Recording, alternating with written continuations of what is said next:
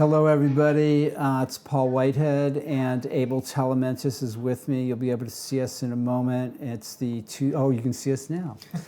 It's the Tuesday night marathon chess club. We're the Mechanics Institute Chess Club, and this is the Tuesday night marathon. And somebody's coming in the door, and we're getting started here. Who started the broadcast? Did you need?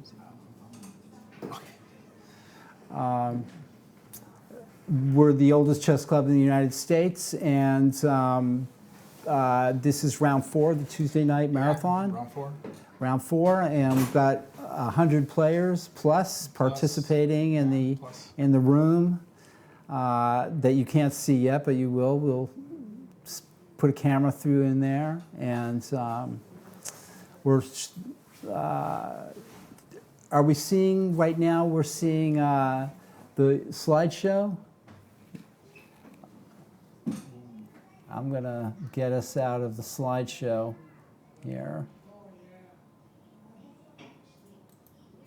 of the DGT boards. Abel, what's been going on here at the club? Yeah. I'm a little tongue-tied here to start out with, but I'll get started, I promise. No, I mean, no, it just the only thing we did this weekend was we had a Scholastic tournament, so it was sort of a break from the regular tournament scene, and then enjoyed the Veterans Day Monday off, and here we go for round 4 of the TNM. So it's been pretty mellow. Actually, the really cool thing for us is sort of on the same day today. There were like 2 articles written that had to do with the Mechanics Institute. So one was written by Alexi Root. It's on ChessBase. ChessBase, which was super cool. Incredible. Right, and it had to actually do with our, the EAD Foundation, but also the Tuesday night marathon. And this broadcast. This broadcast. So that was super cool. So for those of you watching, check out Alexi Root's article on ChessBase News. You could see that, and then there was an article that I didn't even know about that came out today. It was on the U.S. Chess School that Grandmaster Sam Shanklin ran here about a month and a half ago. And that was something else to see Sam Shanklin here teaching those kids, and Greg Shahade. Yeah, and he's a fantastic instructor. He really gives a lot into the coaching. Oh yeah. And so that was a pleasure. Great player and a great coach. Yeah, and so it was a great article. I think it was one of the students that wrote it, Kira. So it's just kind of made mention of the institute and the experience he had of the chess school. So it was kind of exciting. Yeah. To kind of get in the news. Those are some of the future stars of the American chess scene. Yeah, and a couple of them play our marathons. That's right. We have Eric Lee here, and Rui Yan. Yeah, that's right.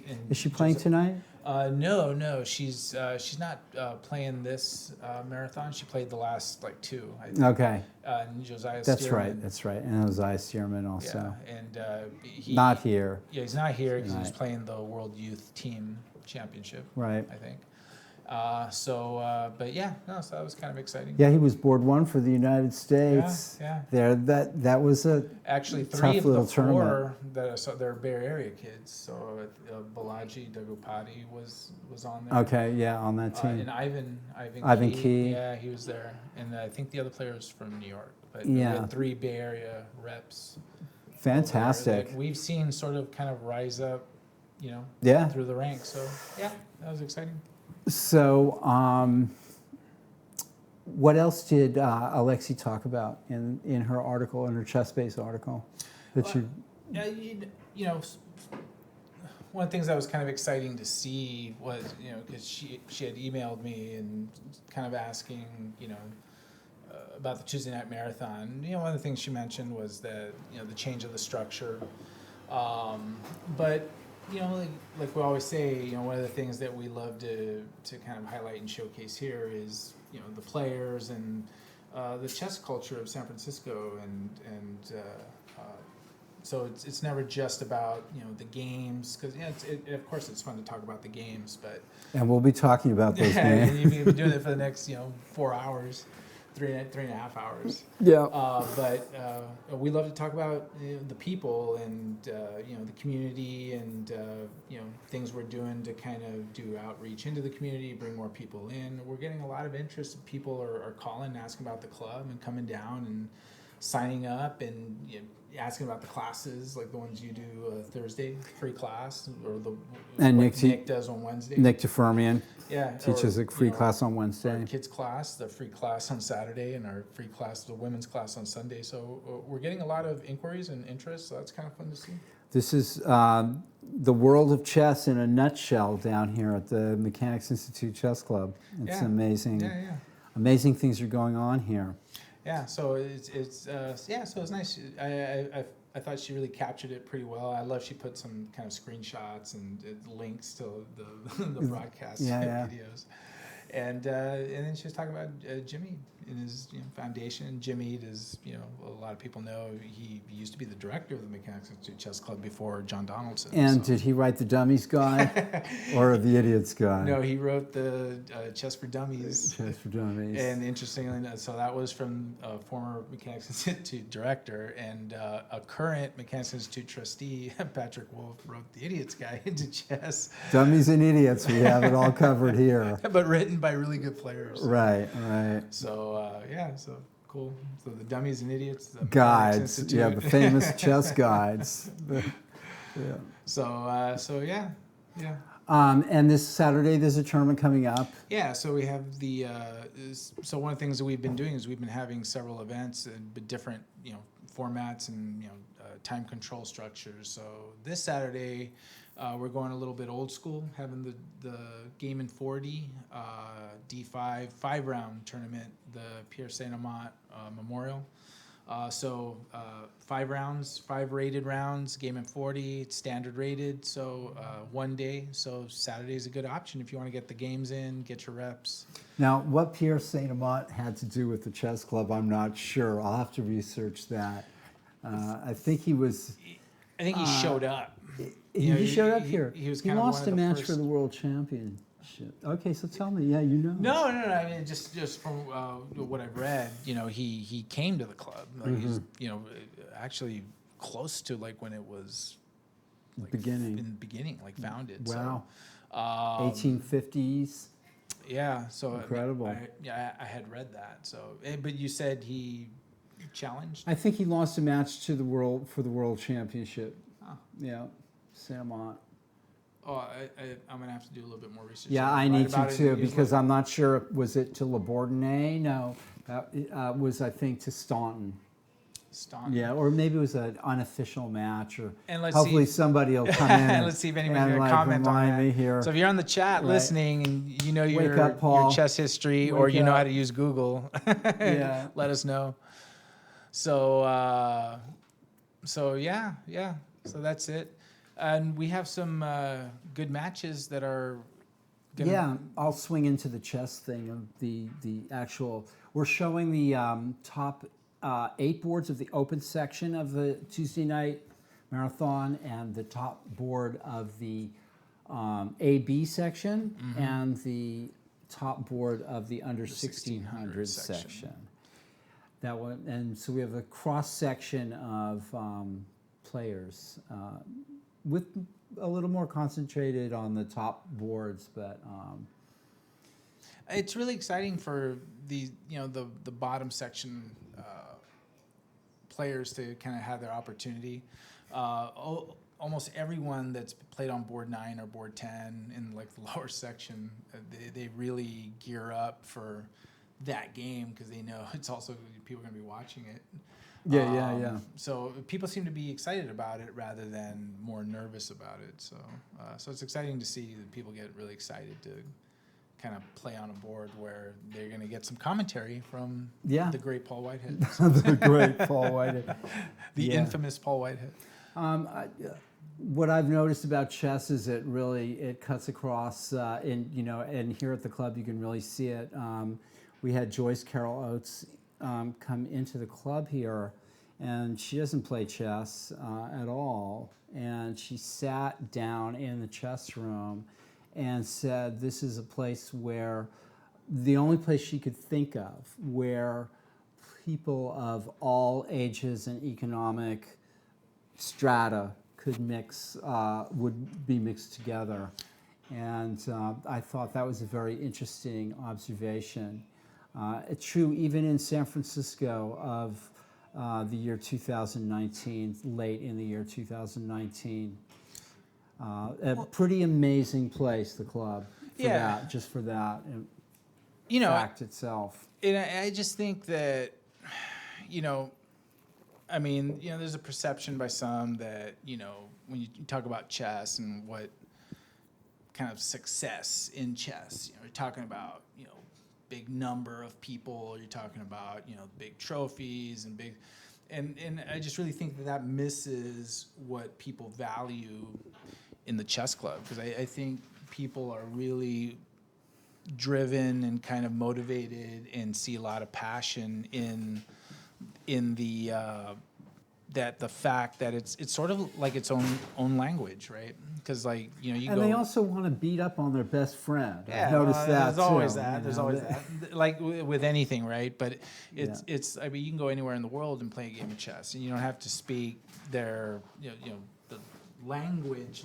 But I mean, you can interact with someone just by playing chess, and make a connection with people that It's way. amazing. Yeah, And I think that's what happens here in the club is that whether you're you're rich or poor or whatever cultural background, is like you come here, you play chess, and you social. it's a level playing field here. Yeah, and it's kind of fun to see, and we see people value that. So when you provide kind of new ideas, new opportunities, new formats, new experiences through chess, I mean, it just creates more ways for people to interact and kind of be together.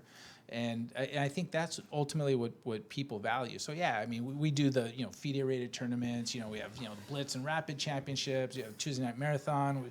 We offer all the stuff that a premium quality organization, club, events. I mean, we offer that, and I think we offer quality service. But that's not what motivates what we do. We do it because we want to provide good experiences, but at the heart we're doing it because we think chess can bring people together, It does provide bring something people positive together. for people to do, and especially kids with the building of our scholastic program. Even in our scholastic programs, we really emphasize sportsmanship as much as we emphasize the tactics. We're talking about fair play. We're talking about learning from mistakes as much as we're talking about this is a mate in two or this is a main one, and you got to have both, because at the end of the day, those lessons are the ones that the kids are going to be able to take with them and apply in other areas of their life. Right? They may not play chess professionally and things like that, but the lessons they learn, the sportsmanship, learning from mistakes, they can apply that in a million other things they do with their Absolutely. life. Right? So absolutely. Discipline. Yeah, so that's kind of the approach, and Self-discipline. and I think parents and players see that, and that's kind of what motivates what we do, and I think just good things come from that. And I just want to say one more thing. Why was Joyce Carol Oates in the building? Because we are in the Mechanics Institute, which is a literary and cultural hub in San Francisco, and Joyce Carol Oates was here to give a reading of a book late last year, I think, and that's how she wandered into the chess club. The Mechanics Institute is a library, well, as I said, a library and chess club, cultural center. Yeah. Find us at milibrary.org. Shameless plug. Yeah. And then one of the things is that what I love about our broadcast, it gives us an opportunity to have our own players kind of give some perspectives, talk about their experience in the club. And I think I'm going to give an opportunity for someone right now, a fellow Stephen Gaffigan. I'm very proud to say a fellow Cal alum, Stephen Gaffigan. So I'm going to let him take my seat and have talk to Paul for a few minutes. All right. Thank you for joining. And Do I need to All hold the Yeah, microphone? you do. Yeah. Uh-huh. We're trying to be All right, this is professional Stephen Gaffigan, who's played here for years. Many right? years. Many years. And, Many years. Many Tuesday night marathons. That's right? correct. Yeah, I'm happy to hold the microphone for you, Paul. I don't need a microphone. I'm mic'd up. Oh, you're mic'd up. Isn't that crazy? Got to hold my I own know. mic, huh? Yeah.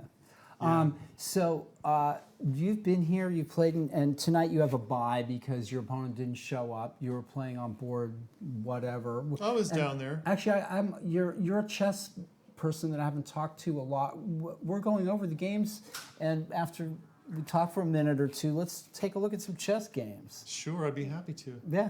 Very happy to do so. But before that, I want to ask you, so what do you think is going on here? What do you think is great about the mechanics? What keeps you coming back here? Or do you think we're great, and why are you coming back here? What do you think about this tournament in particular? A reasonable the Tuesday presumption night? on your part that the Mechanics Institute's a great place to come to. It's one of my favorite places to come to in the world. Mechanics Institute, Fenton's Creamery, Monterey Bay Aquarium, some of my favorite places. But Okay. the TNM, the reason I keep coming back to the TNM, I really figured out why it was when I took a break from the Tuesday night tournaments. Okay, but not for that long. Not for that long. Right. So sometimes you play a lot of chess and you think, oh, I need a break. I need to take a break. So you take a break, and then I kind of realized that coming to the Tuesday night marathon is kind of like a break from my everyday life. Okay. And I'm just a stay-at-home father, so it's kind of a nice respite from the daily grind as Sure. a parent. But Sure.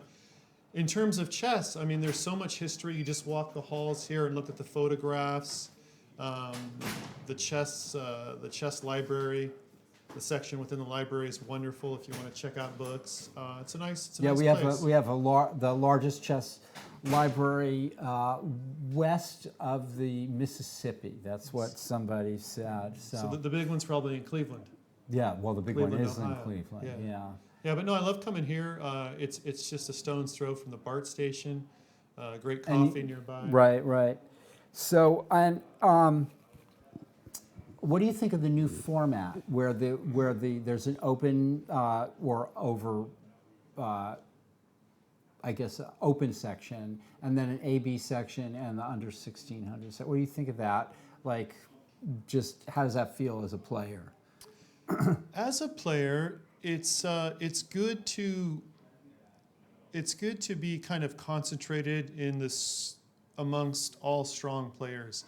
So when I join the tournament, I play in this top section because that's where my rating is. So it's kind of nice to have a group of strong players. Yeah. But on the other hand, Don't you want those weaker players to just pummel, you know? well, the problem is it's not quite as easy as it sounds. Right, To no, beat up it's on not. those so-called weaker I players. know, it's not. Yeah, I mean, I've had quite a few unpleasant surprises in the first round. Yeah. Coming here. These are some seasoned club players. There's people down in the trenches here that can knock a master out, or a strong expert out without too much problem. Well, yeah, without even breaking a sweat. In some ways, I'm happy not to be in the same section as, say, a player like Willie Campers. Oh, okay. Yes, he's a tough first round opponent. Okay, all right. So it's I like the format. I like the format with all the players as well. So yeah, it's a good tournament. So let's look at some games here, because we're half an hour into the broadcast. Sure. All right, so this is our top board, and I'll go back to the beginning. That's because that's what I do here. All right. And this is my chance to just be mean and make critiques. So this is classical chess, no Fischer random here. No. All right, that's good. This is Russell Wong versus Eric Lee on board one. All right. Right. So Excellent. on the GGT board. I've played Russell many times over the years, but I don't know that I've ever played Eric. Eric was the top 11-year-old in the country, but then he turned 12. Okay. So. I think I've played Russell a few times before Eric was born. Right, that's probably true. And so now here's your chance. What's your score against Russell? Or you have a good score against him? I think we have a good score against each other. We just want to boast. We have a good score against each other. I've played many exciting games against Russell. Okay. I believe around 1995 or 6, I won the Tuesday Night Marathon. in Wow, the, congratulations. yeah. That was before I came here. and that was by back winning in here. the final round against Russell precisely. Nice. Yeah. How sweet it is. Well, he's also given me a few lessons over the years. I'm sure. as Yeah, well. no, he's a strong player. But I mean, it's those victories and it's those, yeah, that makes it all worthwhile. Those like once in a, Yeah. once or twice in a lifetime. My only defeat in that tournament came in the second round against Peter Gray. Oh, he's a great strong expert player here. Played in like every Tuesday night marathon from the beginning. From the beginning, I think. yeah. And I played in the second one, which was in 1972. Oh, is that right? Yeah, but the first one was started by Ray Conway right in the Fisher boom. Like suddenly all these players are coming into the club. Hey, let's have a tournament. 12 rounds. 12-round tournament. Wow. And so I started in on the second one, which was late 1972. I was and still saw learning the English in game. 1972. Is that right? Yeah, it was my first language. What was your first language? English. Oh, yeah. Okay. Gotcha. Yeah. All right, so what do we have? Okay, Sicilian yeah, here. so it's a Sicilian, yeah. Yeah. And I'm aiming, okay, so let's see. So they both go for the Najdorf and A4. Is that A4 is 6 A4? Yeah, so, Yep, so he goes for E5. I mean, A4 is just one of those moves that says, all right, I'm not going to challenge you theoretically. I'm just gonna sort of take you into a position. And now these things where white plays bishop G5 and they immediately start the fight for D5 is very kind of common nowadays, this kind of yeah, play here. So what we have is a change in the pawn structure, and white's got a queenside pawn majority. Yeah, I mean, here also, black could play maybe H6 or something and just kind of leave things up in the air here. Bishop D5 probably not necessary yet. Knight D5 might be an idea now for black.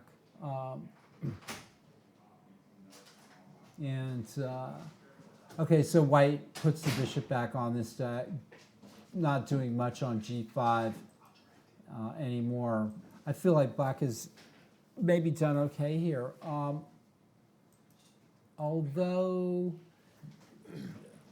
yeah, okay. Yeah, I wouldn't have been so quick to play bishop D5 unprovoked, but Oh, with the black. yeah. Bishop D5, yeah. Bishop E2, rook C8, knight C5. And this pawn structure looks very easy for white to play, even though the black knight can come to D6.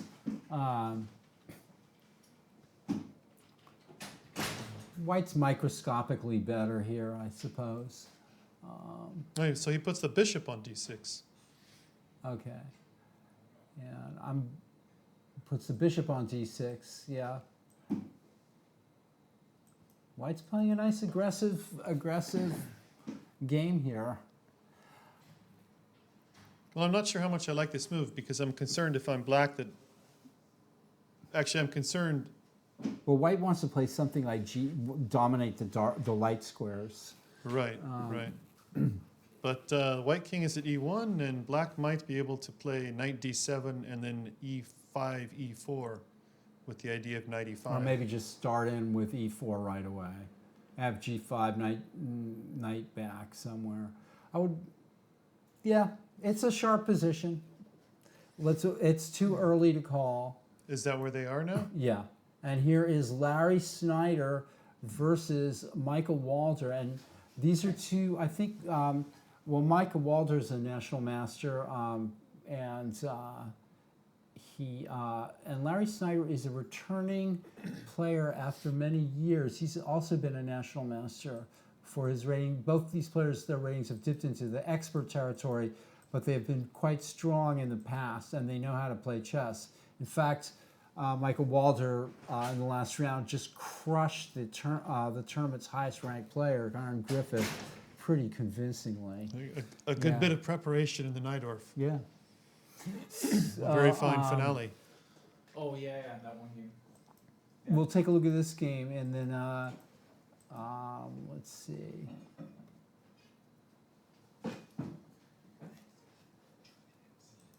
Oh, okay, sure.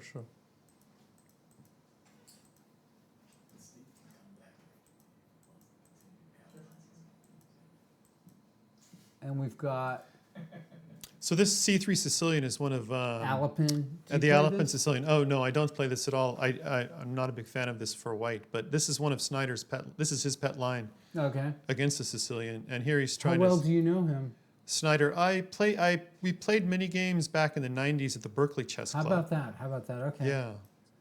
So Bishop D3. Watch out on H7. Threatens mate in 1, folks. F5 takes, knight takes, queen back. And now knight b3 looks strong. Yikes. Yes, I was wondering how this white rook ended up on A2. Well, And, now we're seeing, this didn't look like it turned out well for white. I mean, I'm not sure that black had, yeah, I guess taking on c1 is advisable before the bishop moves out to e3. Black is doing fine here, I think.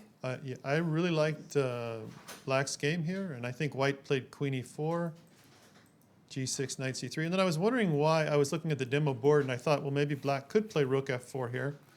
But he came up with another move that also looks... No, he hasn't played yet. He hasn't made a move yet. Oh, I think the board's not updated. Okay. Yeah. But in any case, black has options here. Knight f4, bishops, yeah.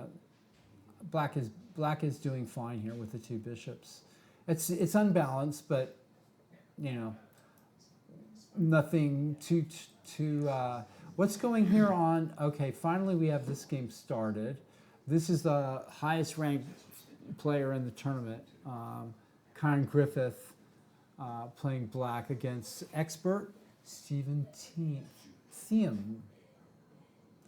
And He's a very aggressive player. I've seen him. I've sat next to him in a few open tournaments in the Bay Area, and he plays very aggressively, creatively. It's a good way to play. A little bit strangely, though, as you'll see this pawn structure that arises. So this is very odd for white to have Yeah. a C4 pawn, an F4 pawn, and Yeah. no central pawns. It's kind of like an oversized Marazzi bind. So you don't quite have control of 1 square. You're trying to control 2 squares. And this was very interesting here. I think black thought for a while after queen d4, and the board's not updated, but I think it went knight d7, knight e4, bishop c5, knight d6 check. Okay, so we're Yeah. not. Are you saying the boards are not updating? And you've been in here with us for at least 5-10 minutes. Yes, yes. Wow. Yeah, so the board is not quite updated here. Above me and Stephen here, you can see a glimpse into the playing hall. Check it out. And so, all right. Well, thank you, Stephen. Oh, you're welcome. You're Yeah, welcome. yeah, My yeah, pleasure, yeah. Paul. Okay. My pleasure. All right, and I'm gonna turn the Mike. mic over All right. to Rico here. Hello, Paul. All right. Good Tell seeing me you. about yourself. Are you playing in the tournament? I'm not playing in the tournament. I have played a few times. I'm so busy these days. I do you run a do? nonprofit.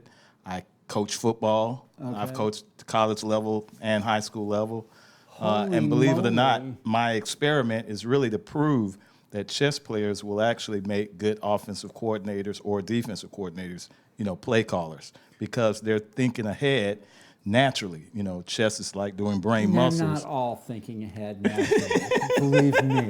But we're all believe me. creatures of habit. We're trying. We're to think trying to ahead. think ahead. Naturally. And the average guy that I'm coaching against is probably not a chess player. So you have 7 seconds to get a play call So in. you're trying to use chess to your advantage. To my advantage. And in your In coaching. my play call. in your Yeah, coaching. exactly. I can see that yeah, easily. Sure. As a matter of fact, it must be. show an you how small the advantage. world is. I coach against Steve Gaffigan's son's team at Is- St. Mary's. And yeah, what yeah. happened? And we won the game. Yeah, I was calling the plays. So, but that is only because Stephen wasn't coaching. Yeah, they need to hire him They as a need to coach. hire That's my Stephen point. as a coach. Okay, I've got that straight. All right.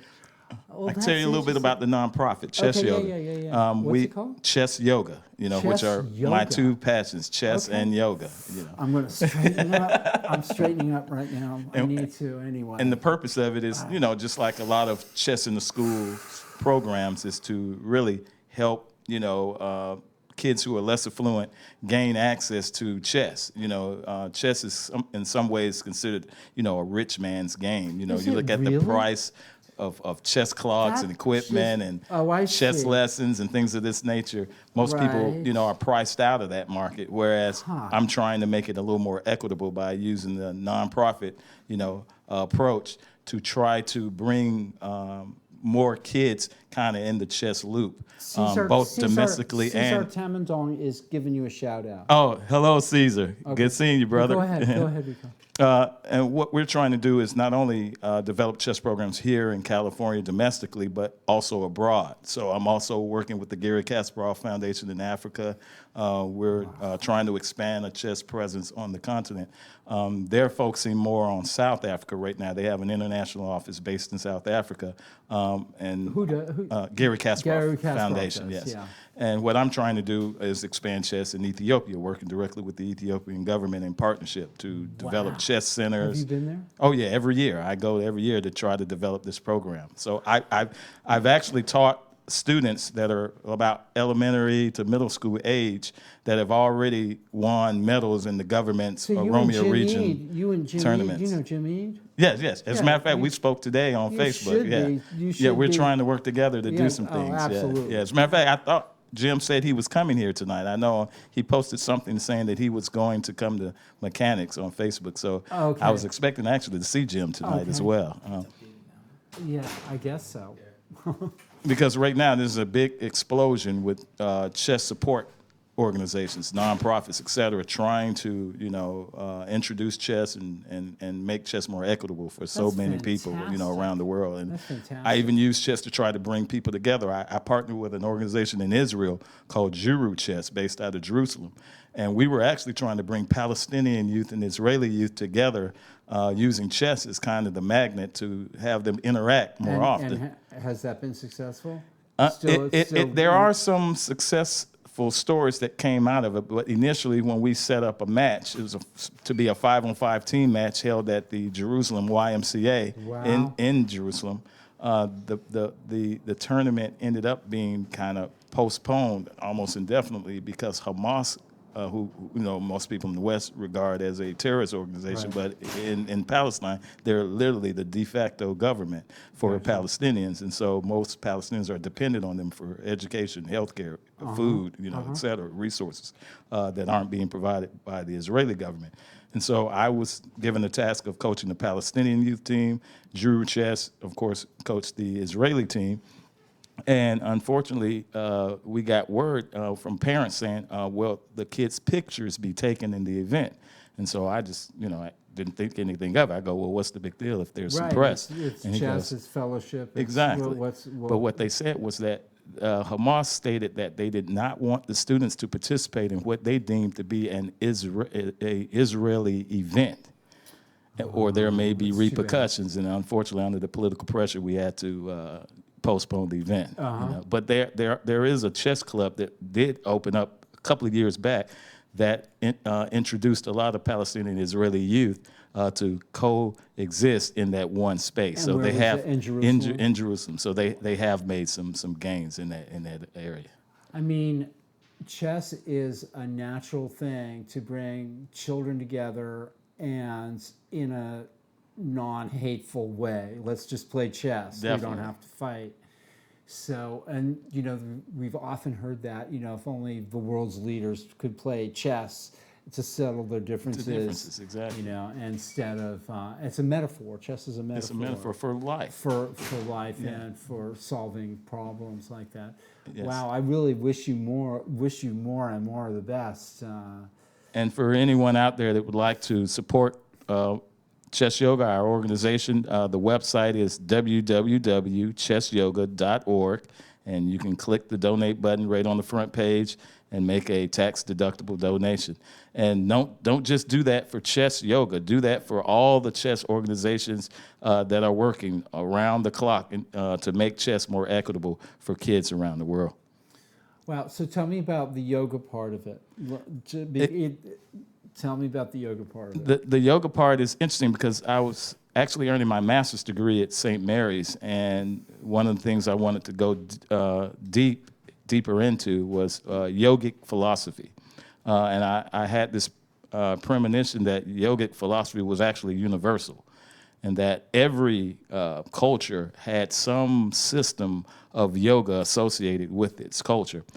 So I started to examine and do a lot of research, and I found that, you can go as far back as ancient Egypt, Shatat Netter system was a yogic philosophy headed by a high priest and a council of priests, and this was before any pharaohs in Egypt. This was in the area called the pre-dynastic period. Okay, all right, You know, going all right. way back in antiquity.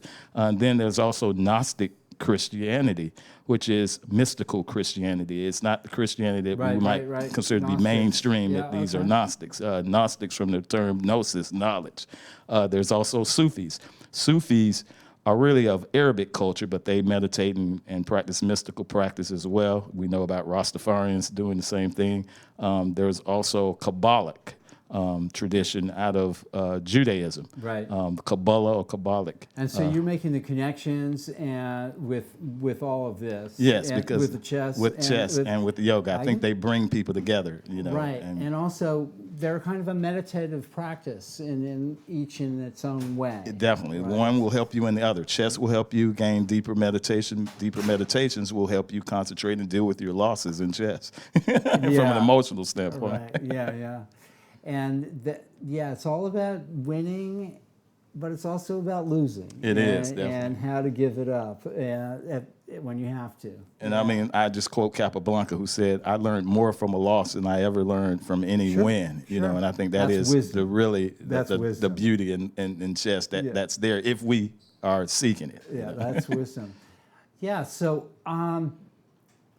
like Rico says, give to organizations that inspire children and get children together playing with each other, no matter their race, creed, Nationality, religion, or whatever. Another side note I want to add as well, my first cousin, Rodney Atkins, who's former senior vice president at IBM, actually programmed Deep Blue, the supercomputer that played against Gary Kasparov. Oh my gosh. It's a small world, right? It is. He now is the founder and owner of 3RAM, a tech company consulting firm. That? He should So have you're been from named a family of geniuses. a little bit. Yeah, we have a few. You know, not everybody, but we have a Wow. few. We have a few. Wow.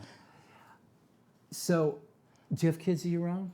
I literally just became a parent. Wow. My daughter is literally 3 months old as of November the Congratulations. 5th. Yes. Well, congratulations. Thank you, thank you, And thank you. Stephen is a dad. Steve's the dad as How old well. is your kid, Stephen? 16 and 13. Well, you have two Mm-hmm. sons. Yes. Sons. I have two daughters. So yeah. So, Awesome. Yeah. Okay. Well, so yeah, children. May they succeed in life and in chess. Yeah. At worst comes to worst, they can always learn chess from Steve and I. I mean, you know, if we don't teach them anything else, we'll teach them how to play chess. Or they can come.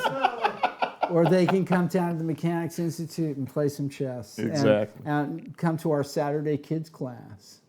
Right? That's And get it, away yeah. from you guys. Or the And get all away from girls you class, old yeah. guys. Or the all girls class, which I hope my daughter will On Sunday. participate with Ewelina That's Krubnik. right. Yeah. My dad taught me and my brother how to play chess. So dads are important, but then after a while you don't want to play your dad. You don't want to be playing your dad chess, especially if you're beating him. It's like that's not supposed to happen. My dad refused to play me in chess. Yeah. He didn't even want to go there. Okay, that's wisdom. That's wisdom.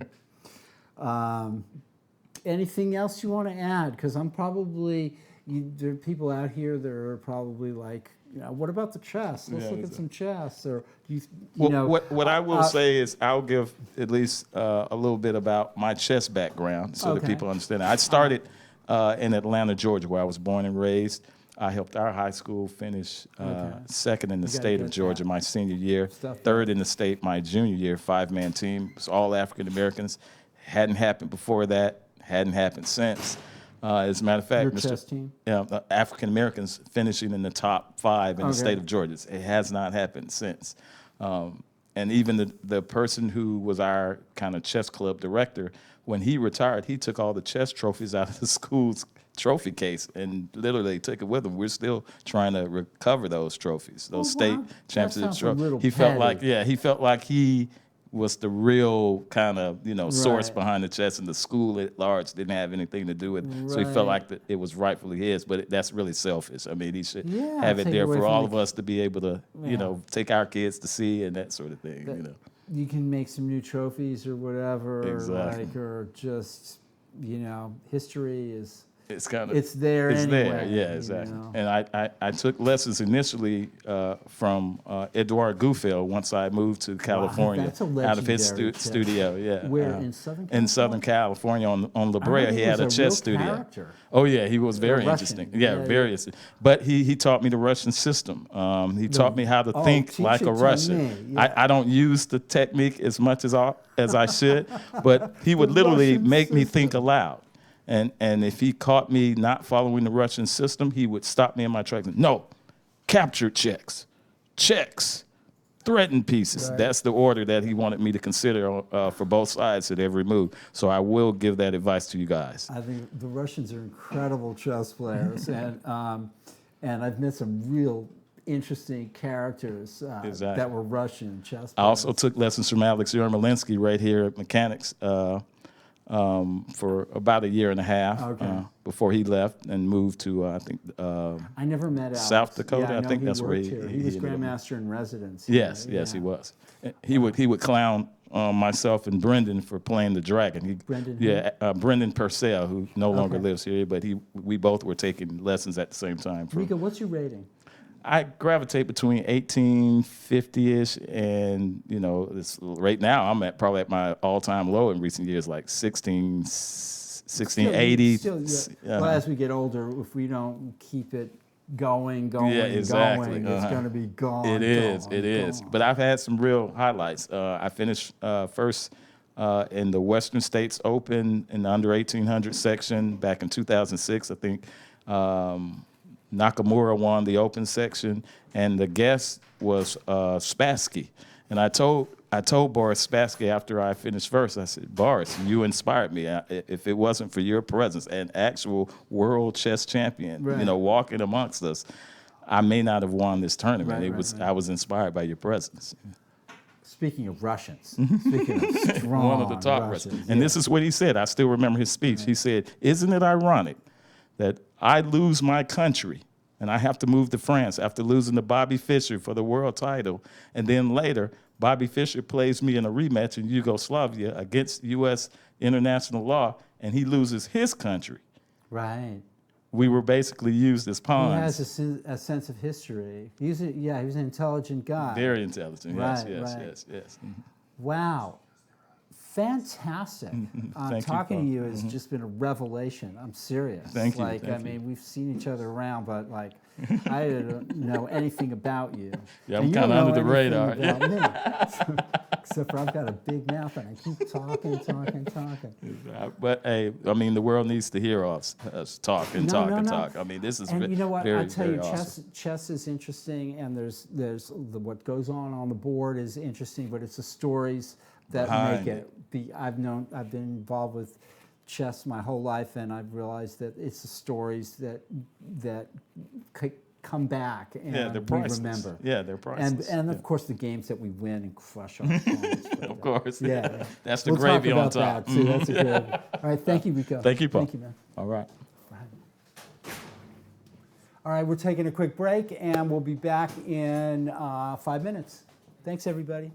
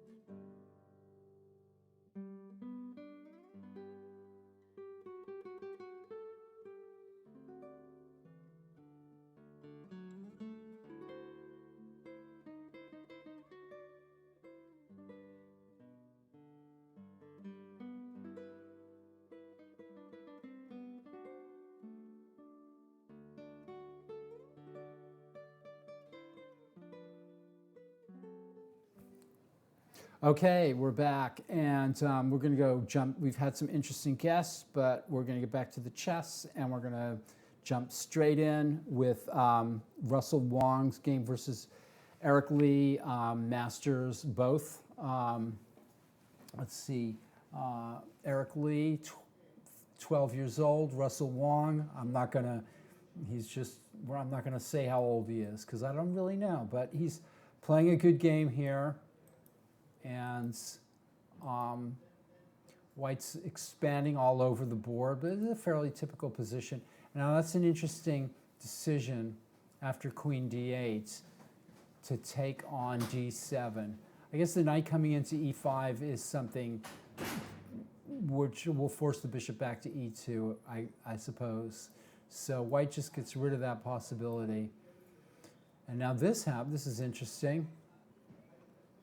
So White looks like he's going to just throw all his pawns down on the king side. Black tries to open the queen side, and White takes en passant and gets some action going there on the queen side. All right. I think Black has done well here to get that going. The chances look about even, although White's king looks a little more drafty than the Black king. On to the second board, where we have this position with two national masters, Snyder and Walter, and Black plays rook c8, and White brings the rook back from that unfortunate position at a2, knight f4, trying to gain the bishop, two bishops versus two knights. Black is playing very forcefully here, and that move threatens, of course, knight h3 check. And it looks like a good move. We're going to have to see White takes, Black takes, and Queen g3. That kind of nips that in the bud. Knight b3 is, the two, Black has some 3-pawn islands. White has the isolated queen pawn. It's a difficult game still. And Black is massing up on the king side. It's a sharp game, still anybody's to call. Black has played a good game. It's still up in the air. I'm not sure. Black's maybe a little better there. This is Stephen Thiem, who's an expert, versus FIDE Master and the highest rated player in the tournament, Kyron Griffith. White has this, we're talking about this pawn structure, and this pawn structure is actually not that good for White. Those pawns at c4 and f4, although they do kind of control the center a little bit, they also block the action of the White bishops at c1 and f1.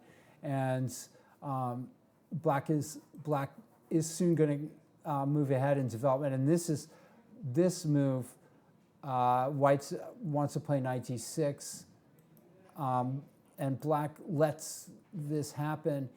So, okay, this has gone well for Black. He is now way ahead in development, and his king is safe. White has the two bishops, but he's still quite undeveloped. And this is a judgment call, and we're going to see how Black, and this is a big problem now for White, is the weakness on f2, and how that move f4 has exposed the White king. And now another move with the queen, and Black moves in, bishop d3, rook f d8. White's trying to cover himself, but now White can't castle either. If bishop d2, queen e3 check would probably, or knight e3. So king comes up. Both kings can't castle, or have not been able. It's a funny kind of symmetry there. I mean, is that the only safe square? It looks to me like Black is on the verge of winning here. f5 cuts off the bishop's retreat. a3, there was that threat to trap the Black bishop. Knight d3, Very, very sharp game here. Knight e5. So what's black's threat here is maybe knight takes c1, queen takes c1, and rook d2 check. And if knight d2, queen e3 check, or some way to try to crash in on the dark squares. But white doesn't take the bishop at b4, surprisingly. I guess knight c1, queen c1, I'm not sure what I see there. All right, plays knight e5. Let's take one more look at that. Pawn takes bishop at b4. I'm trying to find a forced win for black there. Knight takes c1 check, queen takes c1, and maybe rook takes c4, queen c4, queen e3, king d1. I think black's thrown away too many pieces there. All right, we'll ask Kyron when he comes in, maybe, or Stephen. Knight e5. Knight takes the queen and bishop d2. This is not going well for white. In fact, with queen e3 check coming in, white is now looking like he's lost. So a mistake was made here, back in this position where white played knight e5, I think. I'm not convinced that white cannot play pawn takes bishop at b4. All right, well, we'll find out later. Let's move on to board 4. For the first time, we're getting to board 4. Two strong experts, Christian Clemens, who had the game of his life last week, beating international master Elliot Winslow. And he's playing young expert Ethan Boldy. And the game is starting off quietly. F4. It was also possible to maybe try to get the two bishops by playing knight c6 there.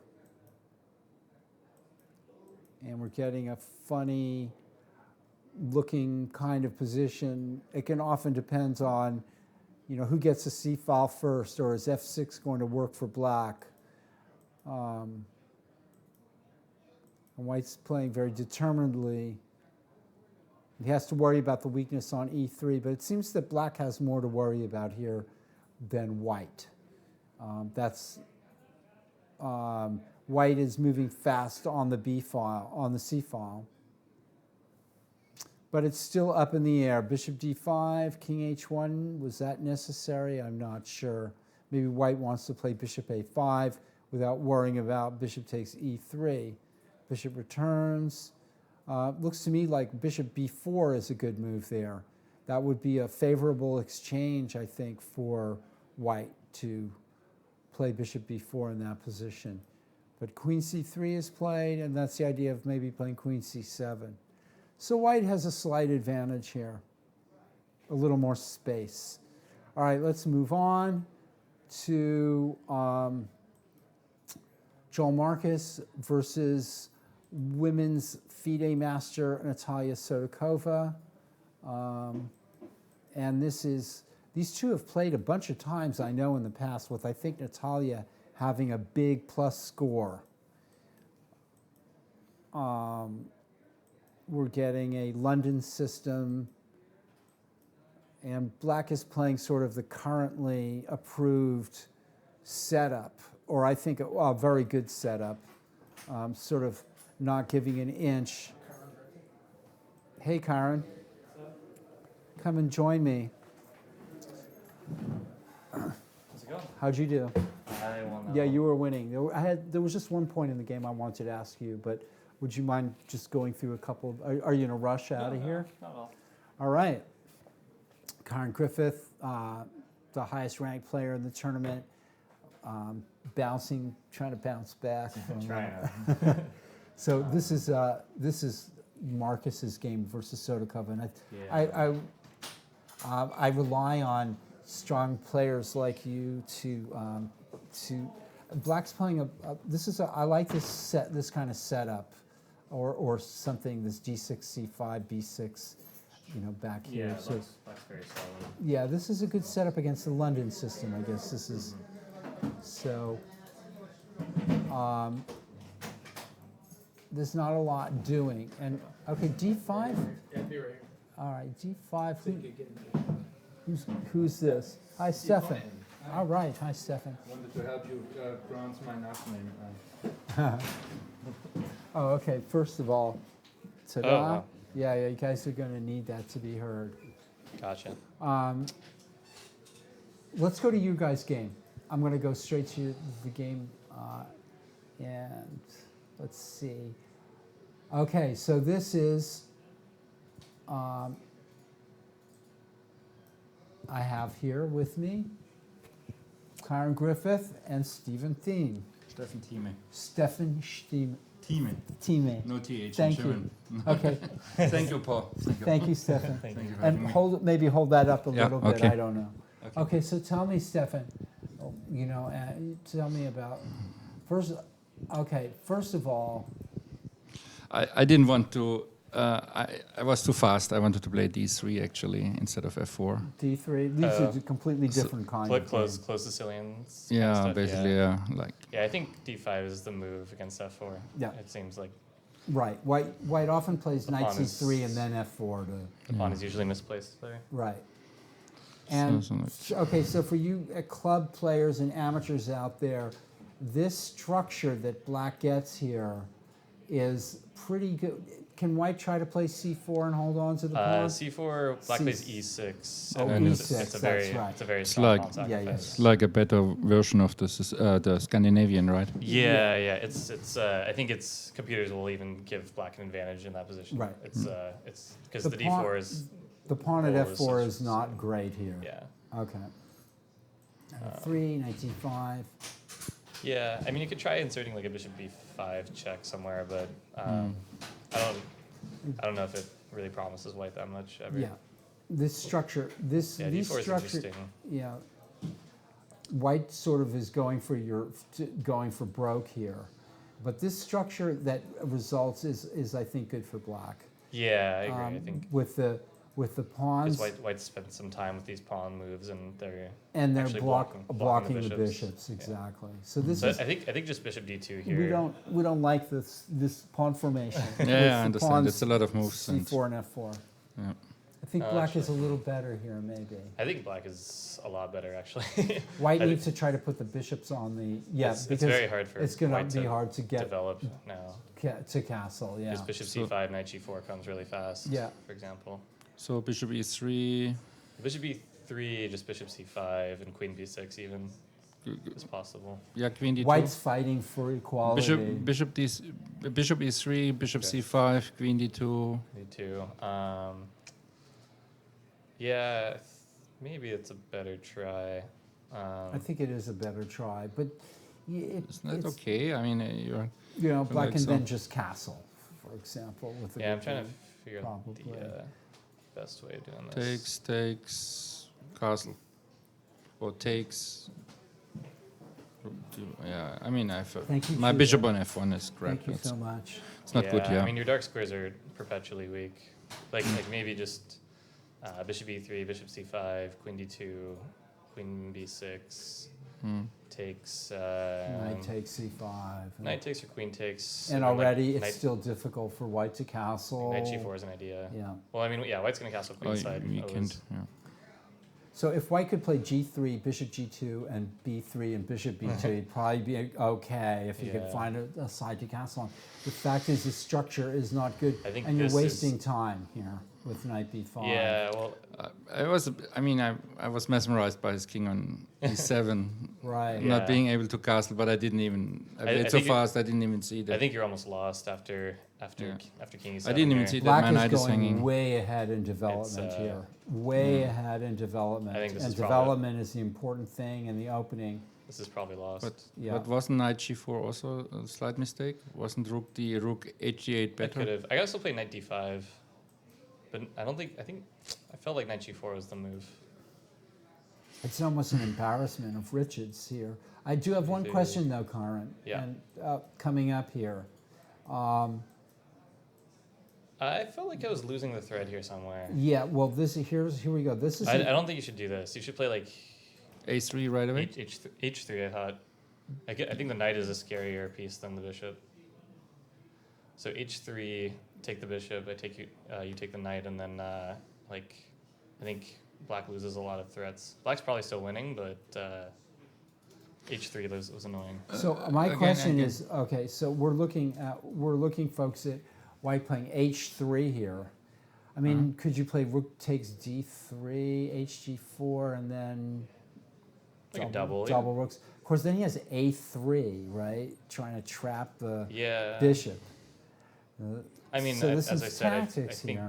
I think black is still winning, but Needs to find the knockout blow. yeah, I have to be a little Yeah. careful So first, instead of knight g4, rook HD8 was. instead of knight g4. That's an interesting thought, Stefan. That's Yeah, I bad. thought I'm lost if he plays rook HD8, but then he played knight g4. Okay, and so I had hopes, but let's just stop right. Oh, so you thought he should take on f5? Or? Why doesn't he take on B4? Oh, knight c1, queen c1, rook c4 is resigns. because And he's if- checkmating me with Queen e3 Oh, mate. yeah. It's It's knight funny, I c1, saw queen that. c1, forced rook mate, c. yeah. I saw that. Rook c4. Right. Yeah. I saw And if rook that. f c1, queen And then f2 I is didn't mate. see it. Yeah. Yeah. Okay. So No, this okay, is that's lost. yeah. Again, but bishop This d2 is- is of course very nice too. Bishop, So. bishop d2 here? No, I mean Oh. how you played You're- it basically. Yeah. Oh, yeah. Well, this is white is It's my just- last So runner. okay, so instead of A3, does white have a You defense? could here? take f5. Bishop takes F5. I think that's probably best. Take. And I probably was like... Queen E6 check. Yeah, but 3 pawns. I'm probably still winning. I might have played knight h6 actually and just kind of kept going for it. Like knight h6, get a temple on the queen, and then Right. if you check me, I go king f8, and my rooks come to you. Yeah, yeah. It's going to be very strong attack. Yeah, and I don't think white really has much of an attack, really. So Bishop F5 is not going to work here. I don't think Probably so the only either. move. Probably the only move though. Like Yeah, but because so knight e4 is coming now. A3, knight C3, and what we're looking at, folks, is if A takes B4, knight C1, Queen c1. queen takes C1 force because if rook C1, queen E3 mate, and then rook takes C4 is devastating. Queen That was, takes C4, queen E3 mate. Yeah. It was very nice. So white That's nice for played me. knight E5, which tries to confuse the issue. Knight C1, and this is very simply played here. Bishop Yeah. D2, it's- crushing, Hmm. and yeah. So white resigned. Yeah. So your opening was a little, Yeah. yeah, A little Stefan. shaky. The opening was the Yeah. Well, I think the knight b5, knight d6 was the losing idea. I think Yeah. if you just kind of cut your losses and try to develop, you'll just be maybe a little worse. And also in this position, if you want to play F4, maybe play knight C3 first, and then F4 maybe. Yeah. Or you can even play d3, which looks D3. silly, but Right. um, I've played it. yeah. Yeah. Knight c3 is Yeah, F4 never seems to work out after D5. Yeah. Black has already got a good game. yeah. Or like because if white plays e5, then you get a French where your bishop doesn't. You don't have to play e6 yet. Right. So Black bishop just comes right Yeah. out. Like, And just gets also, easy. after It's E like takes French. D5, I've taken with the queen as well, and that's Yeah. good for black as well, I Yeah. think. So, all right. cool. Yeah, you Thank you. guys. So you're welcome to stick around here for a bit until I kick you off to look at some of the other games that are going on here.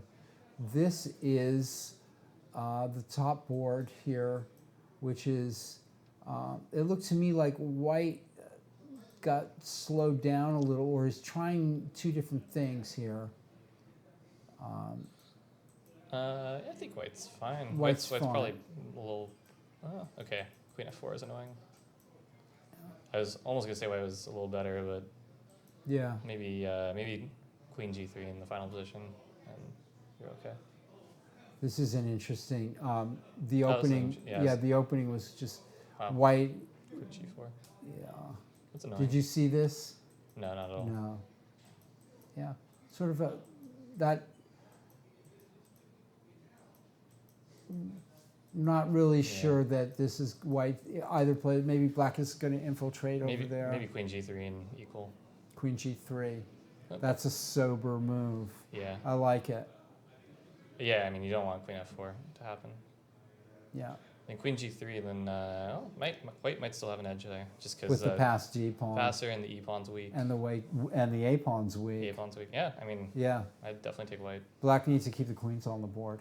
Yeah, but after queen g3, what do you do? Queen b6. Yeah, maybe go back to b6. And Sure. white just shoves d6 and. Yeah, and then you've got to play rook b8 or it Ah. might be getting tough for young Eric Lee Yeah, there. I like white. Okay. This is Snyder Walzer. Watch out for these guys. They're veterans of the chess scene. Black's done well here. Yeah. Black has done really well here. I mean, white might have an equal game by playing bishop g2 or something. Yeah. I would take black for sure. Okay. There's no real issues. Yeah, he's played a good game. Michael's having we saw that game. Let's see what happened here with Elliot Winslow and Joe Urquhart. This was an early disaster. This game is over already. International master Elliot Winslow won his game, and what do you- Queen d2. Queen d2 feels wrong, and the queen should go to c2 and the knight should go on d2. Yep. And he has to play like queen c2 here or something, or take on this. Yeah. Usually this works out well for black, and Yeah. that doesn't look right either. You're In like this trying position. to restrain everything, but yeah, the knight just goes to d6, and black is a very easy game.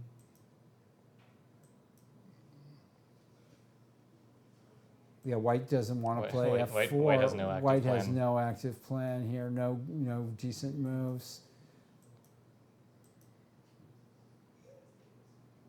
Bishop e3, bishop d3. Yeah, just And try to play knight f5. yeah, black's But just, that's problematic too. ooh, Okay, white looks like almost desperation. no, he doesn't even take it. It seems like he could probably take it. Yeah, even though knight f5. But this he's I going guess for. This doesn't is want what it. players do. They dodge around. Oh, Yeah, I'm not. Okay. Do you think white has Well, like, anything here? Maybe takes just and going takes and run to h2.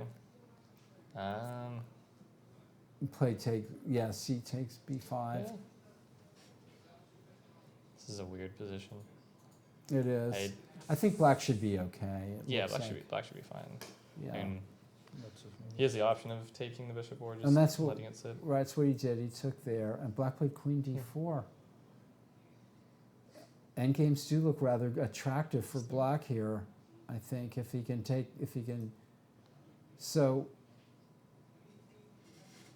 is rook g3? What does that exactly He wants to do? castle. Yeah, that must be a lot losing. He wants to castle by hand, huh? I King g2 You maybe. could I play think- king g2 I mean, you, right I think you have away. to. But then queen takes queen and pawn takes bishop. Yeah. I think Yeah. you have to play like bishop e2 here, which is Yeah. Yeah. pretty. Or take the queen and bishop e2. And Elliot doesn't even trade queens and Yeah. take the bishop. I think. Yeah, A3 is maybe stronger. maybe. I mean, is that possible? Now take the bishop. What? He still Oh, doesn't. check. Wait, what? Oh, because he can 'cause, play yeah. d3. Yeah, If bishop what e2, happened. d3. He took. And Oh, he D3. took there first. Then d3 wins. Yeah. Oh, white's gonna lose a rook if he takes Yeah, that I think bishop. white just kind of went with the wrong plan and Yeah, didn't get any an activity. easy win for Elliot. Joe can play better chess than that. This is the top board in. Well, let's look at the top board in the under 1600 section, and so this is Albert. This is a Roy Lopez Berlin in reverse. Yeah. I guess white could play knight takes e5. Yeah, white probably here. should take knight because the Berlin's already solid and tempo up. Yeah, Might as well just take d5. but d3 is D5. played, and now we're getting maybe a reverse Steinitz defense. Yep. Yep. And this usually is Yep. fine for black Black's- now. Black Black's is definitely doing equalized. yeah. At least. Yeah, white would be if this was white, he'd be slightly better. B6 and bishop B7 would be a good plan in that position too. Yeah, I'm sure this is fine.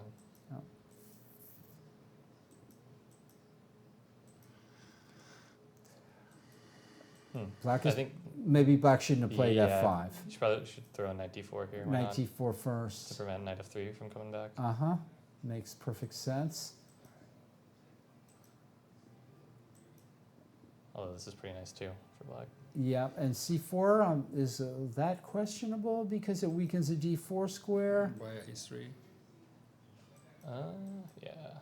Ooh, takes up the pawn. Takes Yeah, up the pawn. don't like that. We like taking with the queen, which keeps Yeah. the weakness.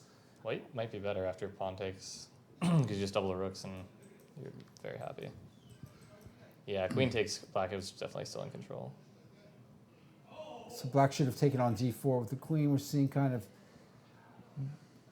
Okay, but this control of the one open file. Is that, what about is, and well, King F7? no, because rook e5 and you get a pawn. Wins a pawn. So And that's exactly what happened, folks. not so easy.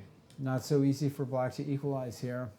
Okay, b6, just b6, and we should be okay.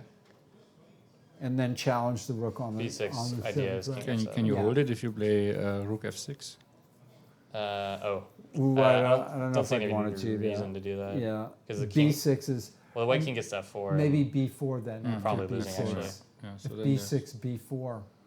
B6, b4. Okay, but you should be okay, I think. yeah, so B6 is the only Black move. has to be careful. Yeah, b4 is definitely the most challenging move.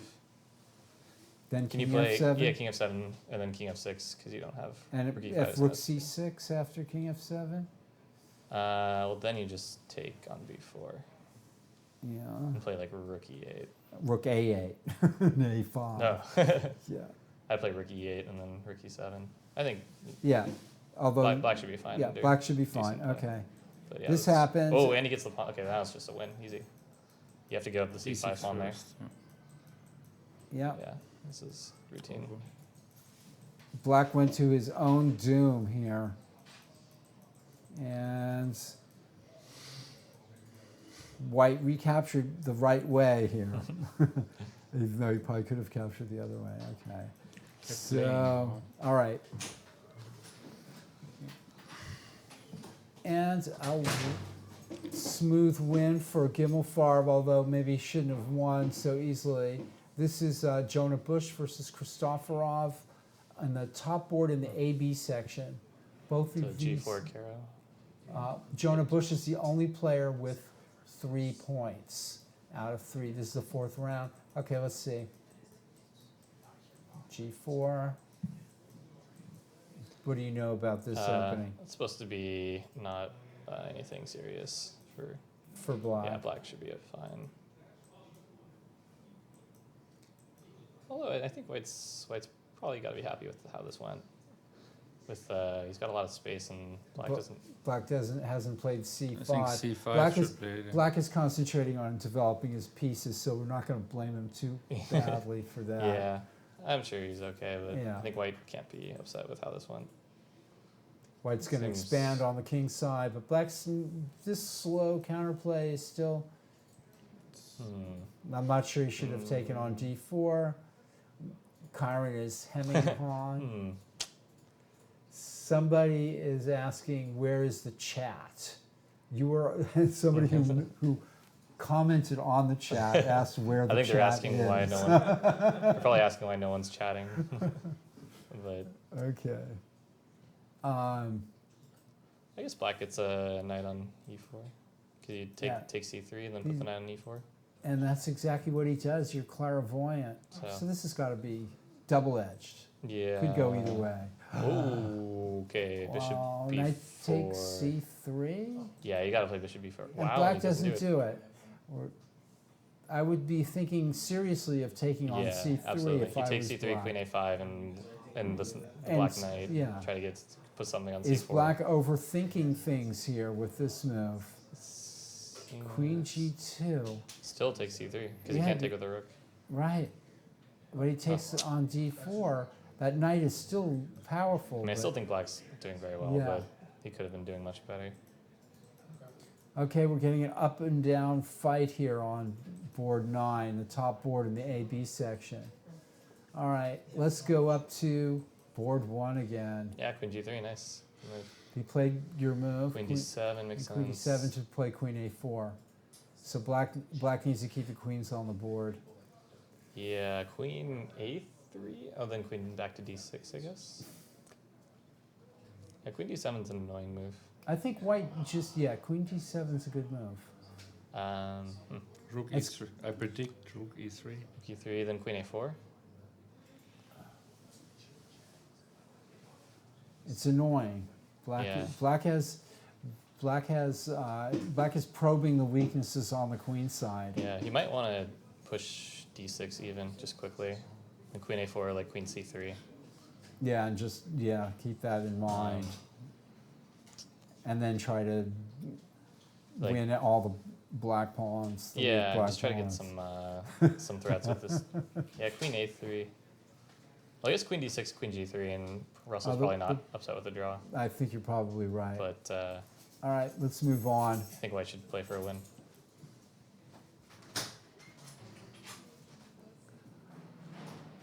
Black played a good game and had a lot going for himself, and still has the Yeah. better well, chances. Bishop here. g2, and I think white's fine. Yeah. Actually, All these pawn islands. I kind of like white's position I know, better when- now than I did before. Yeah. We can look for improvements in Black's game. Black played a nice game. I'm just going to show you Yeah. how So this game went. Okay. Black, very thematic game. This didn't work out well for white. Knight b3. Oof. Yeah, that's not what you want to see. No. Yeah, you can't. This is, so Black That's not is what you want. good here. Yeah, black's doing very But well. whether he's winning or not is another question. Black is doing everything that he looks like he's supposed to do, and that way he can play bishop c6. Yeah. I like black's position a lot. Yeah, Black, and that was an It's a good move. active-looking move. It's definitely a good move. White skillfully White is- dodges everything. But it's somehow hanging on. Yeah. I guess there's no tactic here, but maybe Black should exchange queens. I don't know. I don't. Yeah. It doesn't I don't, look I don't like think it. you should yet. So somewhere in here, Seems fine. somewhere Okay. in here, Queen e7. Oh, he's worried about d6. uh-huh. I wonder if you should. I wonder if you. What if he should have taken it? Bishop takes e4. I don't know if you should take it, but I was wondering if you could get away with like queen h4 or something. Queen h. I don't think you can. Now queen h4. Yeah. I want to. Yeah, I want to checkmate. Okay, queen e7, whatever. Yeah.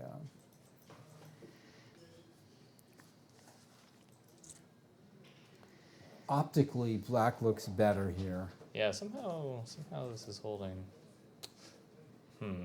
Maybe just not enough, quite. And Black has his own weaknesses too. The pawns at e6 and g6. So Maybe he's maybe okay. this wasn't a good move. Knight f6. Well, otherwise, how do you deal with your d6 pawn? Oh, maybe you should play e5 at some point. e5 Maybe right now. Maybe now e5. Or king h8 and then e5. Or I mean, e5 is tough to play because you get rid of Sure. white's only weakness, so you have to get enough dynamically for it to be a good move. rook f3.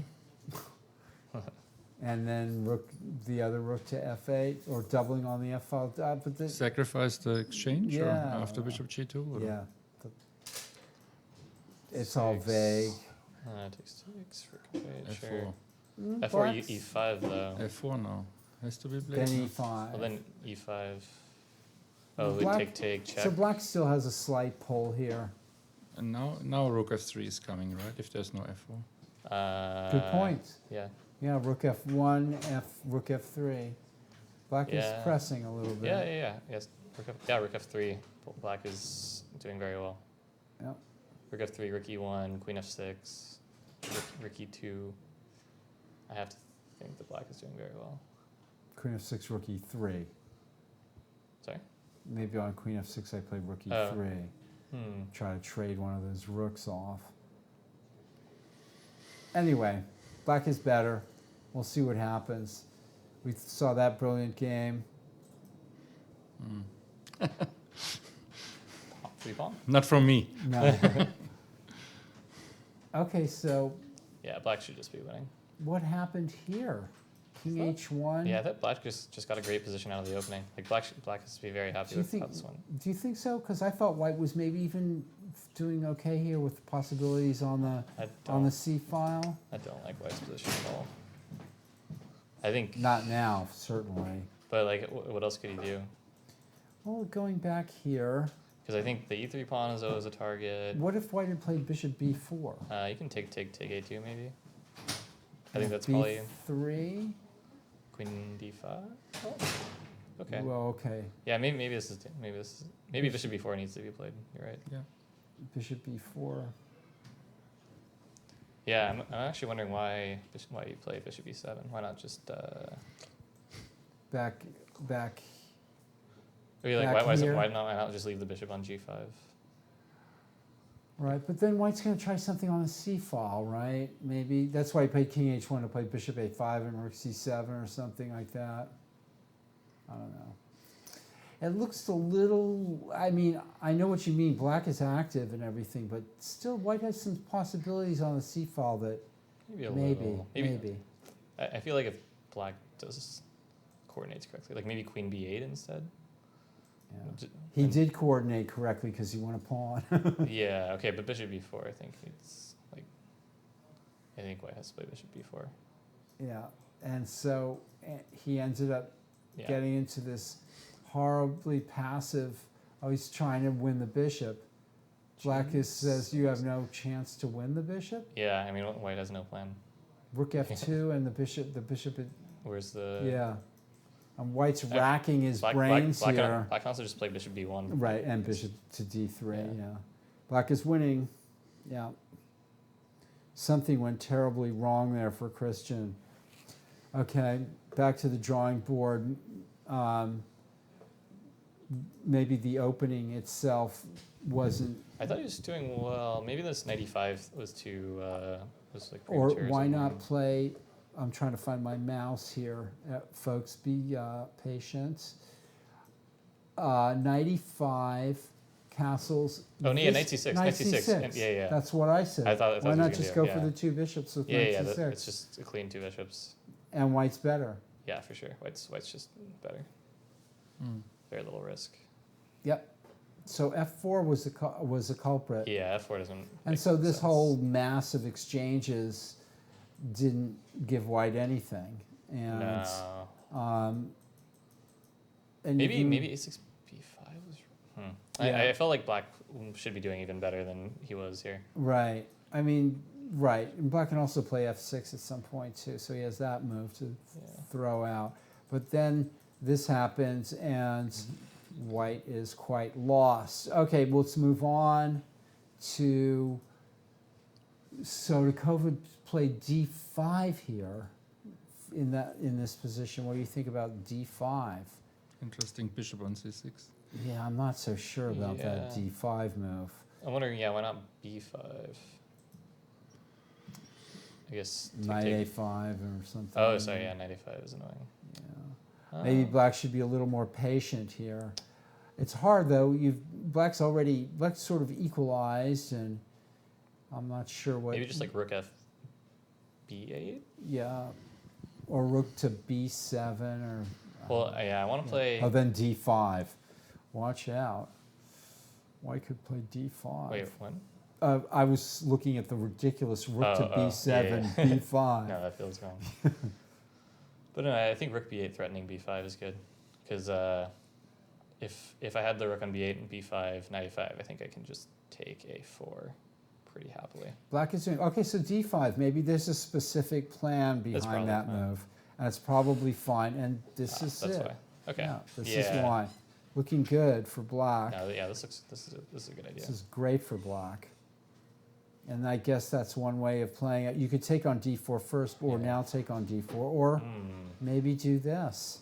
Probably, yeah, probably good. If white Yep. takes on e5 Just black after is- e5. Black has got space. Yeah, maybe that was Maybe better. this is even better. Yeah, c4. Yeah, this is looks Lots horrible. of space for black. Ugh, how did white get into Although this? White's managed to lock some stuff up. Yeah, but the king side Yeah. break is yeah. coming. Black is well positioned for that. We're not sure that this was, maybe white could put his bishop outside. I don't know. White's pieces look like they're all in the wrong spot. Black just needs to move his knight, play rook g7, g5, and f4, or something like that, and come Yeah. crashing through. What? I'd Yeah, rather be this looks black. tough. This I looks would tough. much rather be black with all that space advantage as well. I mean, I can see the white knight going to Yeah, a3, it'll c2, go to b4 b4 or something, but even that bishop at b7 would hold all I'd rather be that. black, but I think it's not as terrible as it looks. Okay. Like, yeah, white just go put the knight on b4, and black has to. Do Find still something has to do. yeah. Okay. All right. We're gonna roll to Sosa Kobian played a4. This We actually a4 looks wrong. yeah. I would try to punish this with like a quick d5 or something. All right. Okay. So black is seems- maybe playing a little. Oftentimes our opponents make slow moves in the opening, and then we also play slowly in response Yeah. and don't really 'cause take now it. a4 is justified, but I feel like you can. And h4 is an eccentric move too, I think. Yeah. Very F2. alpha zero. All right, E5. that, that's playing that kind of structure. I mean, a6 and b5 is another way to play it, maybe. Yeah. Or d5 at some point. Yeah. It's probably fine. Oh, we're seeing this over and over and over again. I don't think this is that bad though. Like Okay. the bishop pair doesn't make a huge difference in this position. And rook a2 instead of rook a3. 'Cause- c4 is an interesting move, undermining the pawn. That looks strong. It does look somewhat strong. Maybe knight fd2. Yep. Okay. I know, but this is no way to fight for the initiative with white. I mean, come on. Yeah. I mean, I've played like this with black with white a million times, and I think always white's- trying for a better outcome, and it never happens. Bishop a6 looks good here, maybe, or d5. There we go. Black is certainly equal, right? Yeah, for sure. Just because the rook on a2 is. Very Yeah, silly. let's not forget. And like Oh, if you that's ever- a nice little trap. And white falls right into it. nice bishop f2. But I guess it doesn't matter. Oh, Queen c6 is nice. that's a really nice move. That wins on the Yeah, spot. wait, oh, king h3. Queen h1. Ah, Oh, then knight no, because then h2. you take the rook. Then queen takes rook. Yeah, okay, resigns. Nicely Nice. played by black. And white's not giving up yet, not with two minor pieces for a queen. The end is near, though, I think. Black just has to be careful. Okay. Yeah, just like. Queen takes wait, a4. Yeah, a4 is free. Start getting greedy, folks. All right. Yeah. Okay. Back to board 9. Top board in the AB section. Black looks like he was doing well here. Yeah, I guess just b5, b4 now. Or king g7 heading to a8. Yeah. I mean, I would wait until white. Did you attacks. ever play over any of those old Petrosian games where like the Oh, position's well, sort of just- like this, yeah, and just and king then the d7. king goes on this huge long wall? Yeah. I mean, the king is always very safe on d7. Well, not always, but a lot of times, king is very safe on that's- d7. yeah. But I think b5, b4 comes really fast. Yeah. I can't imagine that. Black is white doing well white- here. Yeah, I can't imagine the white is Yeah. going to make enough happen. G5. Yeah, We but I can- mean, we like- can analyze. G5. Oh, so b5, g5, b4. Not just for white, I mean. Yeah, but It's black's b5, move, yeah. b5, Ignore it. B5, G5. b4. b4. Take on h6. Then just Take pawn on takes H6. Queen rook g7. f8. Rook f8. Yeah, it's all. I think mean, I you're take, getting- you I think take on you're getting c3, bishop Yeah. takes, knight takes. Maybe, yeah. I guess you have to be a little careful of trading too many pieces.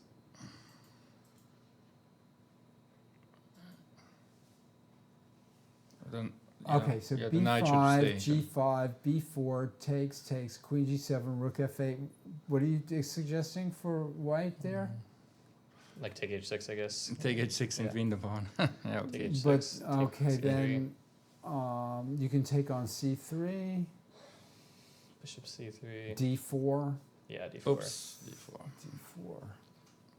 Feels like Feels like Black black is should be very doing quick. something with that. Yeah, the knight needs to stay on e4. Don't trade the knight. It's the bishop. b4. What? yeah, I mean the knight is just so much better than that bishop. d4 you said. Okay. Okay, Mm. let's move on. I'm sure we're going to get some action there in a minute. Back to board one. And Oh, nice. followed 56. your, this is following your, Queen g. Okay, so yeah. so queen g3, well, yeah. queen b6, d6, rook b8, queen c3, rook d8. This is all kind of fairly predictable, huh? Yeah. I guess rook e4, rook d6, or yeah, I rook feel- e4 I is feel the sort of I think black non-critical black move. is happy with what happened there. Although I mean it's okay. I mean rook e4 is probably Rook correct. e4, rook d7 and is then possible. doubling the rook. What about d7? Queen Um, e6, d7, queen e6 maybe? Yeah, you could do that. Just take on e4, be greedy, and then double the rooks. Where is I mean, white's problem? you can also. Oh, you're gonna double the rooks there. Yeah, so rook e4, rook d6, Double rooks, then rook maybe d1. black will probably play rook d8 maybe. Yeah, or queen c6. Now I have time to attack again. I can play h5. So takes. I think we're gonna d1. see exactly what you were talking about. This could peter out. This is an interesting, actually it's an interesting position. It's a challenging position. After for- rook d6, rook e1, you could maybe get away with king f8, and then. That's a nervy move. I'm trying to counter strike with like some rook d3 or something insane. But if you play rook, king And then f8, queen e5. if you play king f8, the que- h5, h6 is the threat. Because the pawn cannot take, right? Maybe. If you play king yeah. f8, h5, But I mean, h6. I can get rook d4 in time.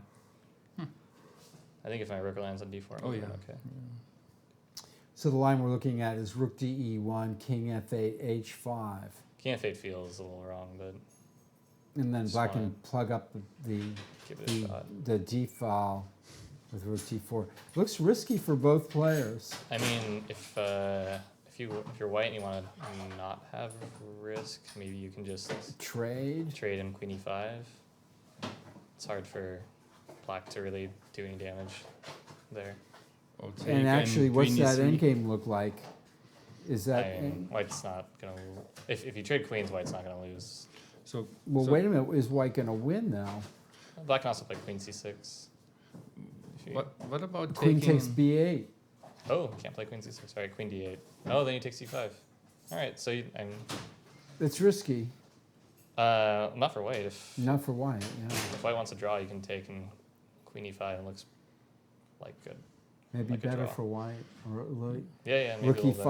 e5 Take, if take. rook c8, rook e7, and then Yeah. White's in control. yeah. That's How probably the way about to go. that? Okay, Russell Wong is in the, and this is the, okay, this king g2, black It's a doubled, rook B6, f1, queen b6 was a nice, interesting, Yeah. Yeah, maybe just stick the queen on, well, maybe put the rook on f3 first. Although rook e3 is he didn't want to, white didn't want to throw away a pawn with g5, which would have been something I would have looked at. yeah, queen d5 makes sense. d5 here? Yeah, you played queen d5 here. No, I'm Oh, saying pawn d5? white to play I just d5. pawn takes. And queen d4 or something. I'm always looking Uh, for a positional solution. Yeah. I mean, it's possible, but you're a pawn down. That's true. No, black is looking for the positional solution, right? Yeah, so e5 threatened. You gotta play. Queen e3 or something. Yeah, then rook f3 with tempo. Yeah. Oh no, e6. Queen Same. e6. E6 thanks. Okay. Yeah, queen e3 makes sense. So how does black make progress with h5? Yeah, it's double-edged. If you play h5, play g5. Black is playing a good game, but he's still yet to make any absolute headway. All right, Clemens, Boldy. This game was bishop g4 was played. Not sure what that does. It attacks. Oh, he wants to play rook c1 next. Okay, so he played king b3, g6, king g1, bishop b1, bishop g4. Okay, but bishop d3 just like what do you do? You can't play rook c1 because they take and bishop c2 and win a pawn. So I think just bishop d3. White is just in a bad Bishop way. d3. Oh, he here. wants rook a1 maybe. You could play b4. Could, yeah. Also play rook c2. Yeah. b4 looks pretty good though. Also like h5 and that bishop's running out of squares. Like Yeah, it it's, is. Yeah. I guess he goes back to d1, but It's in trouble here. I okay. think. So rook a1 is most likely what we'll see. I Then. think White is in some serious trouble in this, being a pawn down as well. Okay, Marcus versus Sotokova. We thought Black was doing well here. Ooh, I don't like how this went with Black getting the d5 square like this. Okay, so White decided to trade on c4, and That can only help. that Black. can only help Black. Yeah, And that's a nice way to recapture sure. because Because now f4 and the bishop and queen Yeah. get active too. and you're covering the b4 I think, square. Okay, White's got to be lost now. Yeah. Well played here, but Black is completely in control. This is sort of like a model game of how not to play. I'm sorry, Joel, but back to the drawing board. Yeah. So just Even if you do somehow survive this, this is not the kind of thing you you want. should probably just play like rook f7 first. This is not the thing you want to learn how to survive. You know, like it's just don't get here in the first place. Yikes. Okay. This game, White is just thrashing around. There's always, I'm having difficulty with the mouse. There's always the possibility of, you know, finding some swindle here in these positions, but not much. Yeah, not Okay. much here. All right, Too many pawns for a fortress. back up to board one. Nice. You took queen e5. Yeah. Queen I don't think Black is anything better than taking now. You play queen f8. And at Yuck. least, well, Isn't it? White has to make progress somehow. So kind of a risk-free position. What happens here? I mean, Queen f8 h5 though. Isn't white better because of the, it of looks the king? like it. It looks Because of like the it. king? Yeah, White's certainly better if you trade queens. Queen e5, rook e5, and that threatens rook takes c5 right off the bat. I mean, and if rook c8, rook e7, and then that rook is never going to come off the 7th rank. Yeah. I And think. white has an active king, and Yeah. Black is close to busted, I think, maybe there even. Amazing. Maybe. Maybe. It looks nice, but it's not so easy. Rook to and pawn endings are never easy. Yeah, because I mean, if you play rook e7, king f8, where are you gonna go? A7? So let's go through that again. Queen Like takes take, rook c8, rook e7, king f8. rook a7. You can play rook c6 even. Maybe yeah, Right. probably just rook c6. Now let me try to bring my king up. And I'm gonna play like rook e6. Oh next. yes. Rook b6. Yeah, Would be annoying. yeah. Also h6 maybe. I like that move. Yeah, I mean White's. I'm not sure if the immediate rook e7 is necessary. Maybe just trade and play like king c2. And ask Black how he's gonna break out of this. And White can meanwhile try to expand Yeah, you safely play- on the king you can try to play side. f4, Yeah, f5 maybe. f4, f5. Mm-hmm. so Uh, Okay. what's your first move with black? Sorry. Queen e5, rook takes e5, Oh. rook c8, This is like king c2 even, king c2, Yeah, king c2, king c3. but f4, f5. yeah. It's annoying for black, but Not before, not just create a passed pawn and use the fact that your king. First bring up The king. first bring everything up Yeah. maybe, and then see. Yeah, maybe before. Yeah, it's true. I want to bring the king up basically only. That makes sense. Oh, but okay, like, what if you just play h5 here? Yeah. Like, black is Hmm. very passive. Just h5, h6 coming. Yikes. I think black might regret this. Yeah, yeah. I think trading the queens might have been the least of the evils. Okay. Yeah, not necessarily a good So- choice. King safety is still a thing with the queen and with the heavies on like this, and white's king is very safe. Okay. Queen e3 was played, and I'm not Nostradamus for figuring that out. Yeah, rook a1. Rook a1 was played, and black is thinking. Obviously, you can play rook c2 here.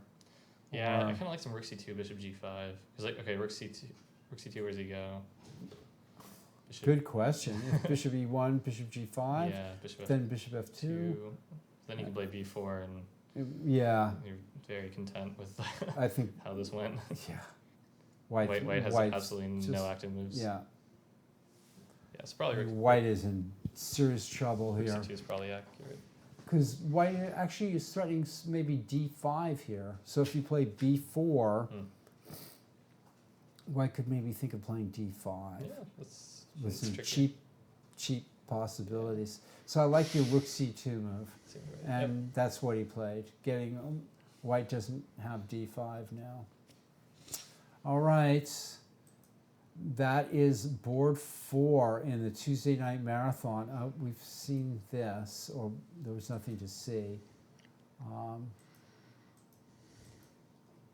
So how does black usually play here with try to play Yeah, f4? the question is, Just, do you play it now or do you play like rook f7, king h8? And, oh, king h8 doesn't help. Maybe just like rook f7 and yeah, prepare it a little bit. or rook e7 or some, Yeah, or, you know, queen d8. bring Yeah, the queen over sure. first. Mhm. Yeah. So that looks like a good move.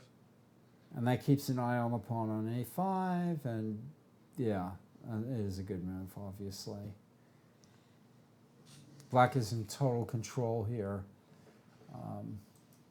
Okay, this is Jacobian, Pane, nothing has changed here. Black is torturing white to death.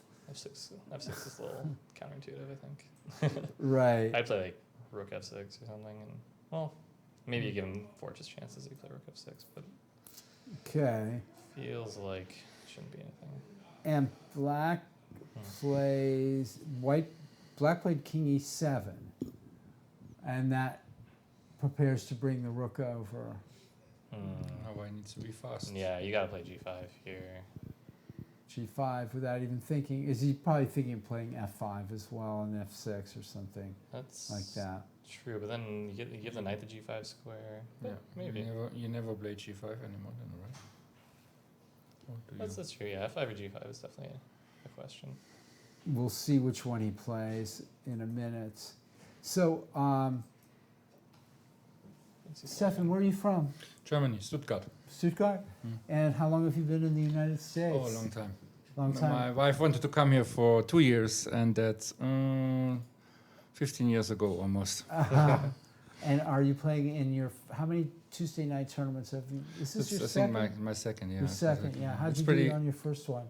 I think I did very well, and then I had to play Yeah. against somebody really strong, and I thought it's not worth the drive to Oh, getting no. crushed. I'm having like 1.5 hour drive to get here. So Now, where do you live? Danville. It's the Danville? traffic. It would Yeah, be it's like 30 traffic. minutes. It would be That's 30 right. minutes at 3 o'clock in the morning, but What about bars? I Just use that, Berkeley? yeah. But Yeah, the 682 board is already Right. was today. It should be like 25 minutes, and it was 45. Okay, so we're So- getting some complaints about public transportation system here. Didn't say that, did I? You can say a lot of things here, but you probably I'm, might regret later. But yeah. It's tough. so Is there a lot of chess around Danville, or where's Danville is north? No, it's south of Walnut Creek and south of Walnut Creek. north of that's Dublin. right, and north of Dublin, right. Somewhere there's not much. So we're going to take a break in around 9:30. Let's see. I'm not sure what time that is. 10 minutes. 10 minutes. Okay. I like this queen c7 move. Yep. Dominating Yeah. kind of move. Yeah, because f6 isn't a thing, because you can just take it. You can't take with the queen. d8. Oh, okay. Well, now rook e7 though. Rook e7 wins Rook the pawn. c8. Rook c8 might be the idea. Mm. Yeah. But then you just play rook queen e5. d4. Rook e7, rook d4. No. Yeah, it's possible. Can you take c5? Then you take And then c4. rook c4. Oh no, then somebody gets. Take, check. And then you get a sixth. Oh. Yeah. I think White's winning that. Yeah, I think so too. Yeah, rook e7. I don't see why not. Threatening just take f7. Mm. So rook e7, maybe rook c8 has to be played, and then you play like queen e5. Continuing to dominate the position. Okay. Yeah, I Yeah. think black is regretting this queen f8 move. I think you just gotta grovel in the rook endgame. Maybe he's still okay. Groveling is always an option in chess, a horrible It's, one, but we have to do it sometimes. Yeah. And White's playing very solidly here to try I to like hold g5. this Makes sense. endgame. Queen e3, g5. Yeah, queen e4. Black must be a little frustrated that he's not gotten more out of this. Yeah, I think trading off the pieces didn't help. Even Yeah. though White's got the isolated pawn, I think it didn't really help that much because the e6 pawn is weak. This took a very delicate hand to try to find something. Yeah, I think always takes the right, precise move order. I think there was something better here, but it's hard to say what. Yeah. Unless we're looking some obvious, overlooking. Wait, some, 94, take. There's no tactics you really. play 94. Yeah, there's no tactics on f2. It's amazing. Check, take, king h1. Yeah. No. Okay. Yeah. This- No, I what? Bishop guess- e4. Well, this was the last chance to have that piece, the knight versus the bishop. Yeah, something tells But me there's the something bishop's here. good there. Isn't there like like rook f5 or so? Rook f4, I mean. Knight h3. Oh, you're saying after take knight h3? Knight h3 takes queen f2. Yeah, rook f4. It feels flimsy. And then rook g. No, there is no. So yeah, the rook cannot You go just in. go like queen g2. You're fine. Yeah, black is just attacking with so this, and he just, and then the knight f6 move somewhere around here. Okay, and we got to this, and okay, that's, Yeah, still get some. the open c file. Black is still pushing. Some pull. Yeah. Yep. Yep, black is better still. Yep. That's actually a good move, rook c8. I like it. I'm trying to think of how white should defend this accurately. Rook e1. Just let him take on Maybe f2. f4 Wait. and challenge the rook on the second line. Yeah. But then Then you have weak pawns. then you have two weak pawns and a king Yeah. pawn ending. Yeah. That's maybe not good. Although white could take back. Okay, so we're looking at f4, rook c2. Oh well, f4. Yeah. f4. If rook c2, f takes g5. Oh yeah. even, What if we maybe. just play rook e1 and rook e2? Rook e1, king f7, rook e2. Oh, yeah, Kinda yeah. chill. Okay. Yeah, it's difficult for white. No, I like that. Yeah, rook fe1, king f7, and then one of the rooks to e2. Run Probably rook the- 1 Yeah, to rook 1, e2. king g2. Okay, It should be fine. No. all right. It's because you always have this. We're target about on to the- take a break here. What a about the quick- hanging pawn on b2? Sorry. But the pawn on b2 not hanging after rook c2? I mean, it's instead of f2, No. I Oh, wait, rook fe1 here. Rook fe1. yeah, king And then rook. King and, f7, and right? then rook e2. Oh, okay. Yeah. Yeah. Mm. I think white's fine. Okay, Clemens Boldy, this Alright, is so yeah, getting bishop g5 here. bishop g5. Very. White is on the brink of disaster here. Let's see. Marcus Sotokova. Oh no.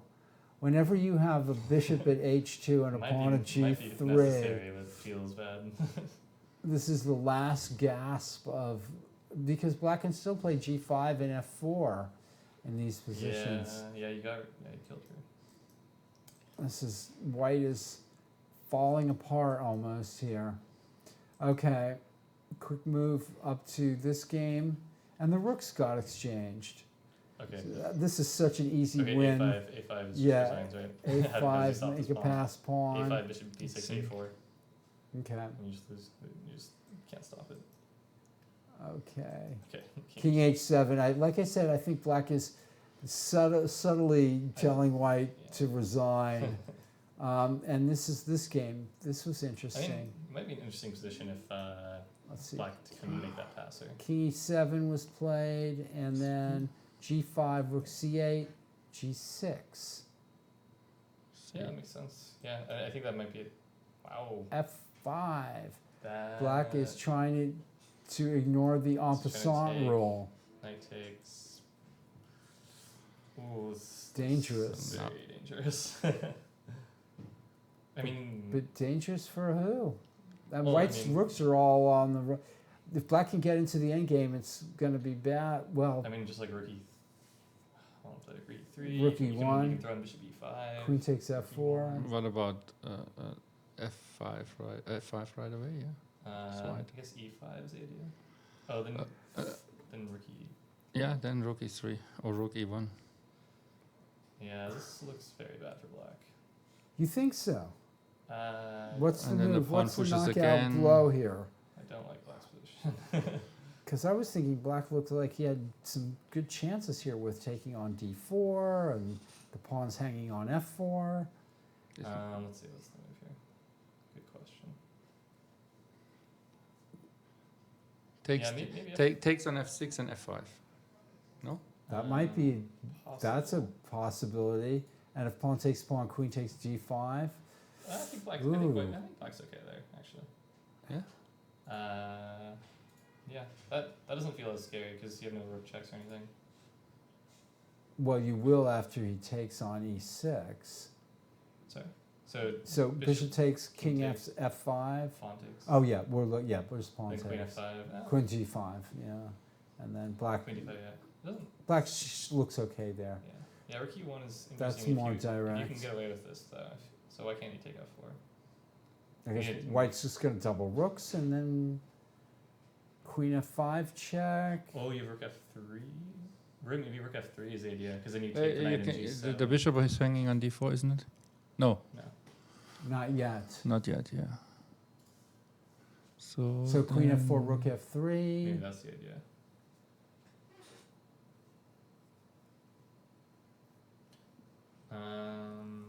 Yeah. Scary position. Yeah, I mean, because then if you get the G pawn running, that feels like there's too many threats.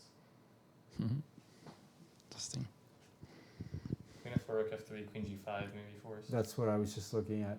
But then just like queen queen e2 maybe.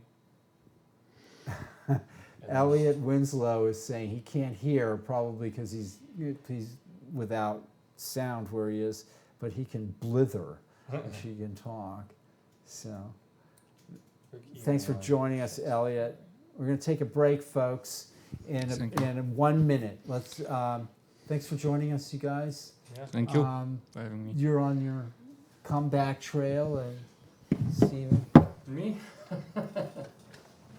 You can beat these guys. You can beat these guys. You have to. You have to. You have to have some confidence. All right, folks. We'll be back in 5 minutes.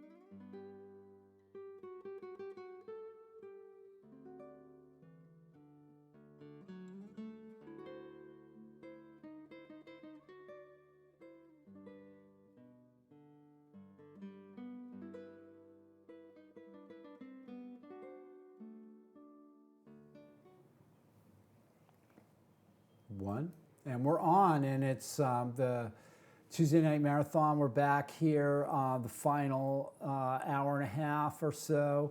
And we're following the top boards and one of the bottom boards, or the top board in the AB section. Russell Wong is playing Eric Lee, and Eric Lee is trying to break out. He's in a bit of a bind here. Russell has been tying him up a bit here, and now he's thinking. I don't have Kyron Griffith here to help me, so I'll have to do my best on my own here. So F6, White's obviously thinking about rook E7 here. If F takes G5, H takes G5, and the threat is rook takes G7 check. Black has no time to play, to get out of this. If queen takes F2, of course, rook takes G7 check. So rook E7 looks strong here. And like I said, with the idea of rook takes G7 check. Still a tough fight on board one.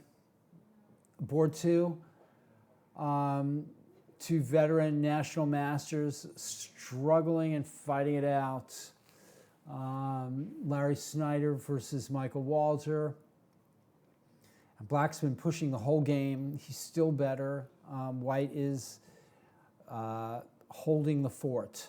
And that's basically where we're at. And we'll move down to board 4, where Christian Clemens is getting schooled by Ethan Boldy here. So rook A6, rook B1 check is impossible. So White's probably thinking of playing H4 here. Bishop H6, and then maybe rook A6. Rook A1, rook B1, king H2.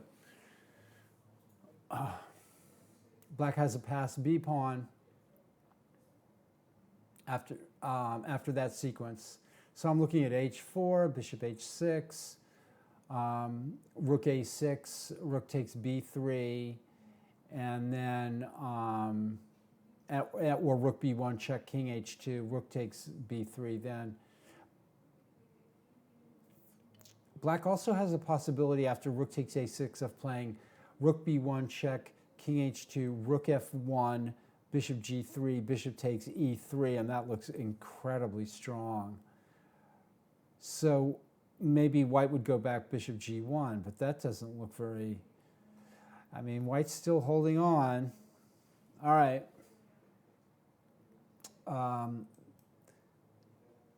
Let's move on to Natalia's game. White played 27 G3 back here, entombing his own bishop.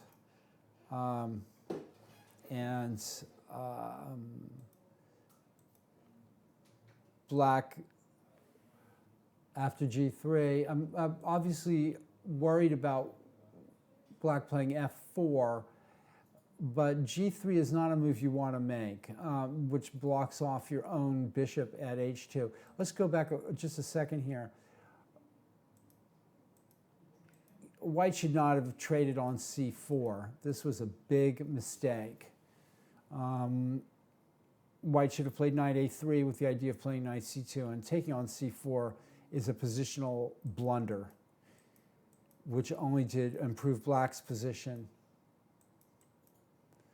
Black is massing on the king side, and a very difficult position for White, who has to deal with F4 coming, or Black can maneuver every piece into a better square, and then like the bishop at H6 could be repositioned to the B8 diagonal, maybe to queen to D6, bishop to D6, and then H5 and H4.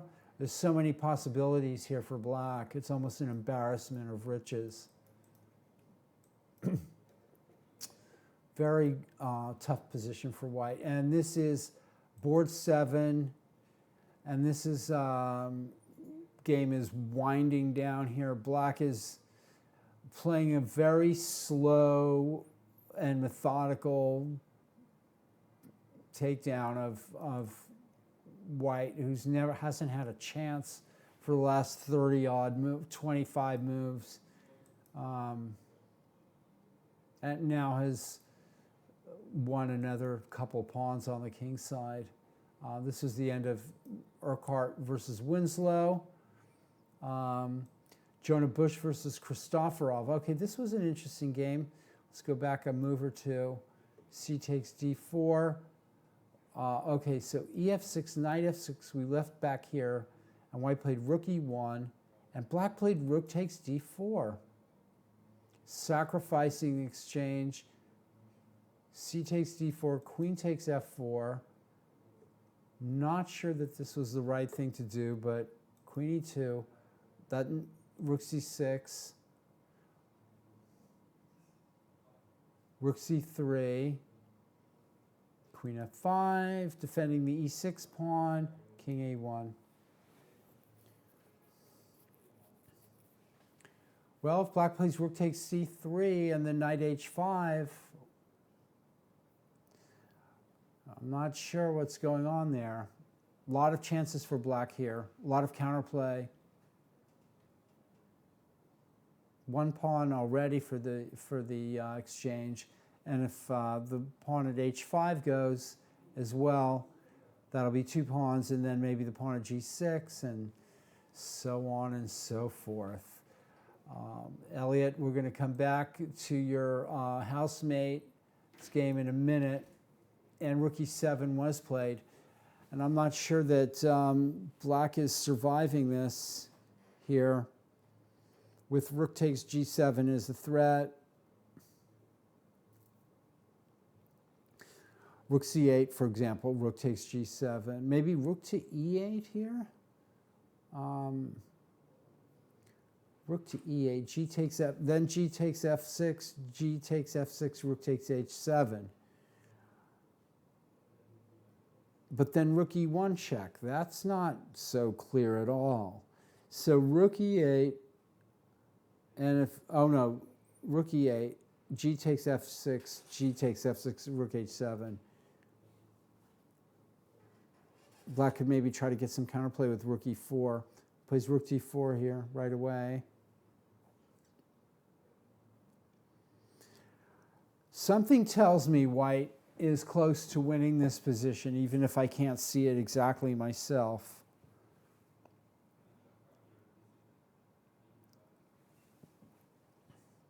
And maybe somebody out there accessing Stockfish or whose brain is working sharper than mine can point it out to me. Speaking of Stockfish, you can see these games with Stockfish and or Cyborg analysis, Stockfish in this case, on chess24.com, where we are now being simultaneously being seen as well. So if you want to see the truth as defined by our Silicon Masters, go to chess24.com. But come back here and get the flawed human perspective as well. Let's see. Back on board 2, white plays f4, and can that be right?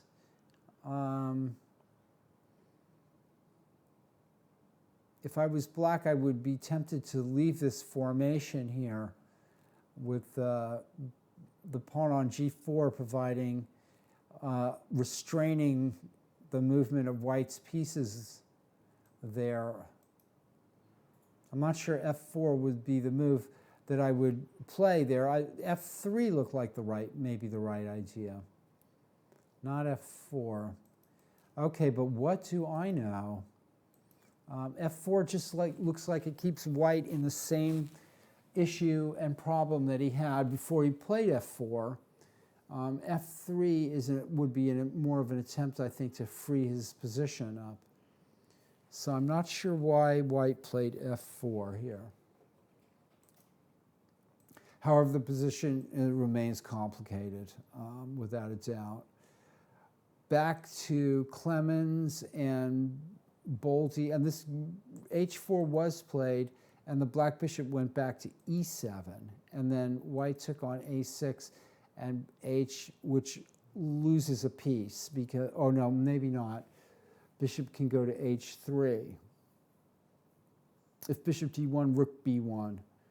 So bishop must go back to H3. And then rook B3. And black is marching ahead with the B pawn to victory.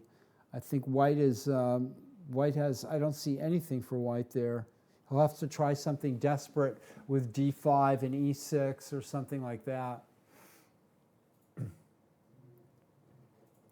Okay, moving on. Natalia, okay, bishop G2, rook A F7, and rook E2, rook E8. Black wants to play F4, and it looks like just about ready. She's just about ready for it. White decides to prevent that, but then queen A5. All right, it's really looking poor for white now. That just dropped a pawn, and queen takes C3 is now a threat as well, and that's another pawn. Yes, sizzle biscuits, it does look good for black, who's now up a pawn and with a huge space advantage, initiative, and everything else. Winning position for black. Sosakobian is still fighting it out here. Black played H5, and with the obvious idea of making another queen. White is just in the death throes here.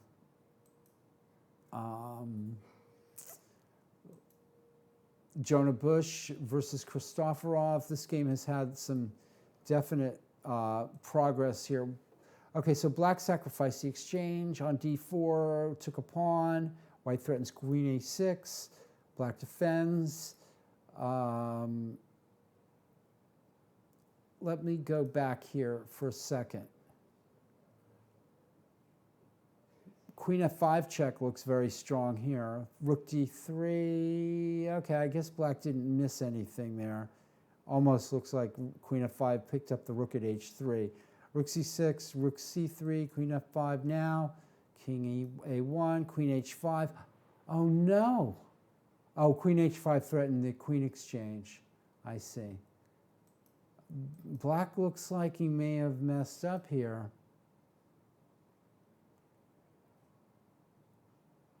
Rook C7 check is a nice move. Now taking so that you can take there. Oh, black has really messed this up. If King D7, rook takes F6. Knight G8 may be the only move, but what a move. Then rook now rook E8. Black is completely busted now. Then rook E7 check. Black completely lost the thread of the game here. Let's go back, folks, and let's see what he should have done. King A1. Black just needs to play rook takes C3 and knight E4, some centralizing idea like that. He can also play rook takes C3 and then maybe knight H5 is a possibility. But this queen H5 and white seizes a very fleeting opportunity. First trading rooks, black can't take back because the queen takes E6 check. I assume that would be crushing. So black trades queens, and white before taking on e2, throws in this clever rook c7 check, the kind of move that's easy to overlook. Black plays king just, yeah. Yeah, put the knight on e4 as being suggested by Sizzle Biscuits in the chat. All right, king d6, rook e2, and now rook e6. Suddenly, black is in trouble.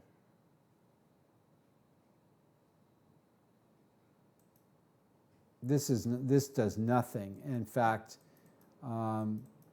white just plays rook e7 and rook takes g7 here, and then is going to be able to, that g pawn is going to cost black dear. Horrible turnaround there. Kristoforov had played a good game. This is the top board in the AB section. If Jonah Bush wins this, he'll have a perfect 4-0 score and be well ahead of his closest rival, or at least half a point ahead of his closest rivals.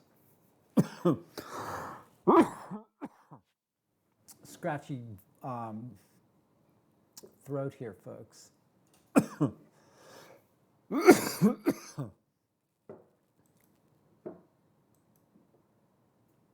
Rook f8.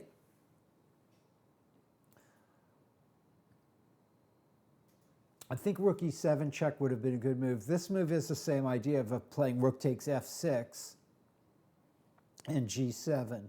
So black has to move the knight, and then rook f7 is coming. Or if knight h5, rook f5, and then rook f7.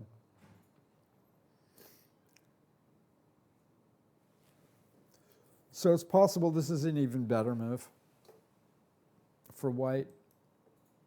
Black is in trouble, and also trouble on time. Okay, Eric Lee is, let's see what happened here. This is a very interesting game now on board. Okay, f6, white took there and played queen g3 check, not rook h7, king h8, and queen e3, and that threatens rook e8. And forces rook d8, it looks like, yes. And white is still in command here, but has not been able to find a way to break through. Queen e4 threatens queen h7 check, but then queen g8 is a possibility. So white is still looking for a way in here. Okay, on to board 2, and black is f4, and so black does decide to take on f3 check. I'm not sure that that was a good decision. Maybe just keeping the structure as it is, and maybe bringing the king to f5 as a possibility. King g6, king f5. Of course, white will probably try to play d5. So anyway, black takes, and rook c1. Still a microscopic advantage for black here. And white is still holding on, though. And this game, okay, so h5, bishop h3, rook b3, rook a7. White's trying to chase the bishop around. So bishop f8 or king f8. I guess if king f8, rook a8, king g7, rook back to a7.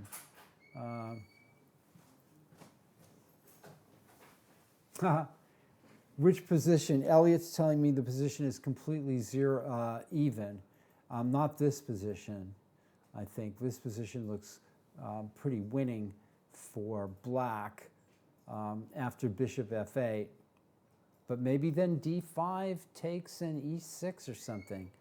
There's tactics here for white on this long diagonal. That's actually quite worrisome. Okay, so let's see, Snyder, Walder, yeah, that's the even position. Okay, yeah. Michael has played a good game, but he's not been able to find a way to significantly. And actually, white has some counterplay here in the form of pawn sacrifice with d5 and then pawn e6. So if bishop f8, d5 takes e6, takes bishop e6 check, and already that's looking very problematic for black. Maybe black should have kept his eye on the e3 pawn here. Back here after h4, going back to h6, so as to be able to play rook b1 check, so as to be able to keep targeting the e3 pawn. I'm not sure that it would work because after, let's see, after bishop h6, rook a6, rook b1 check, king h2, rook f1, white can actually play the crazy bishop g1 and still seems to be hanging on.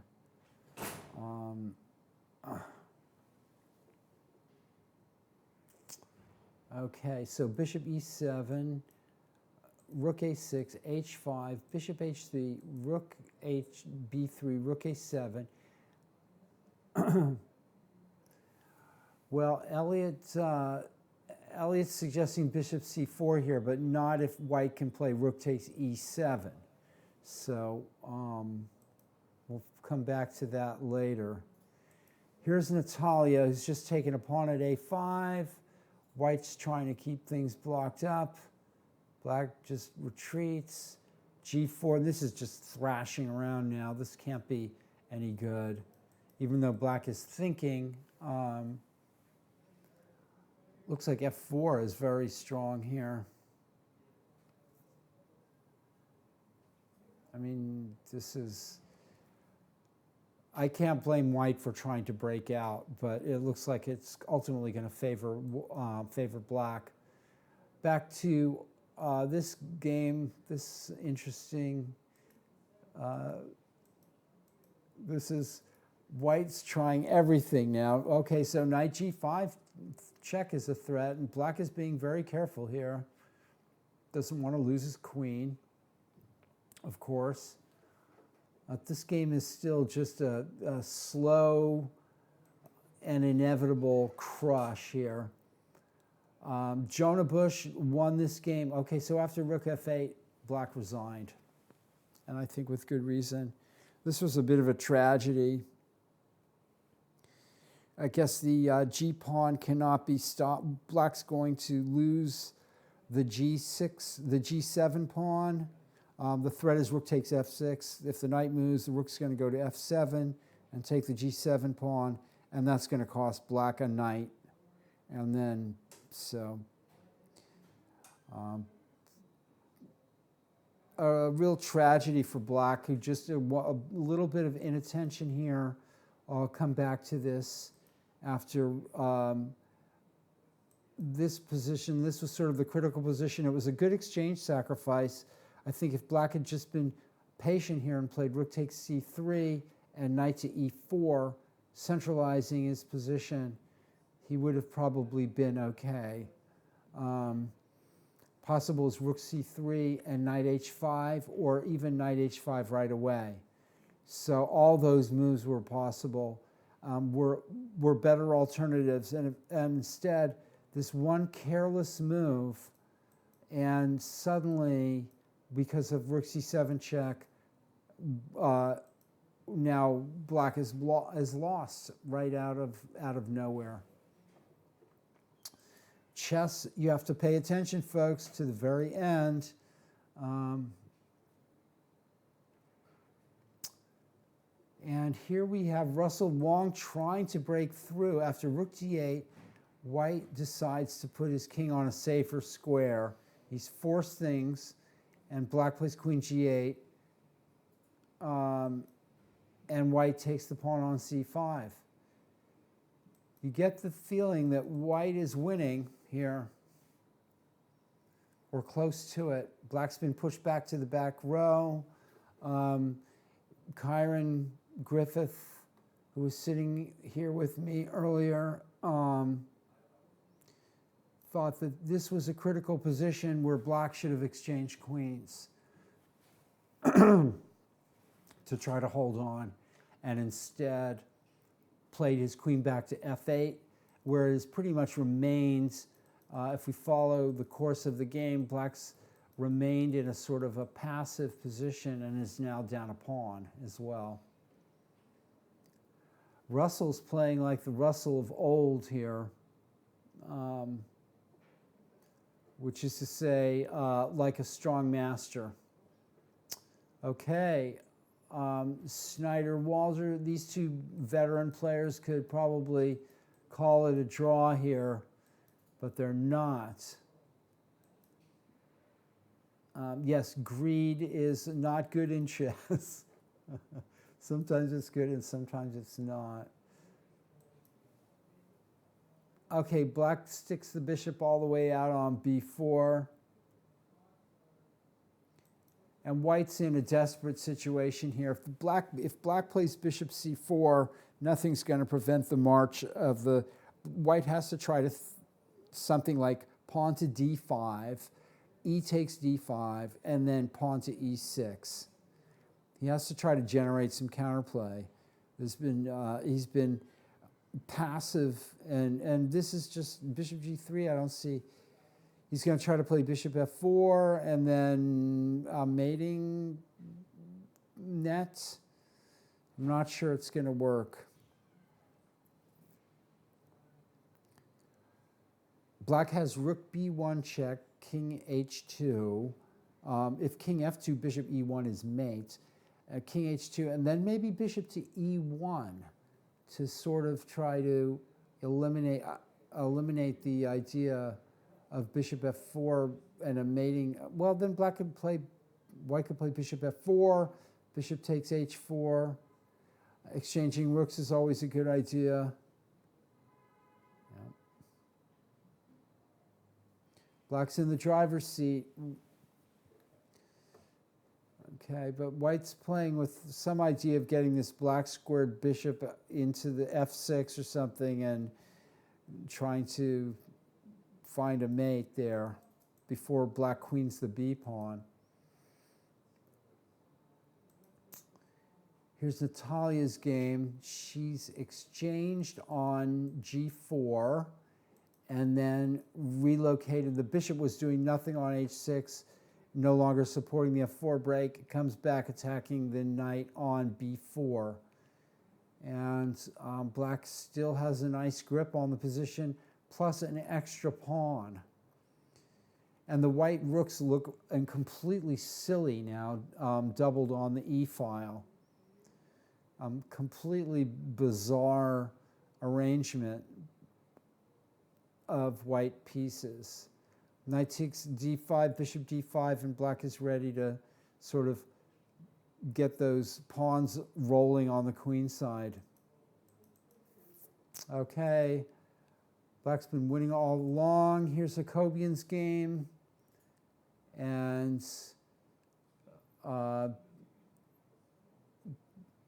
just simply h3 here looks like it wins.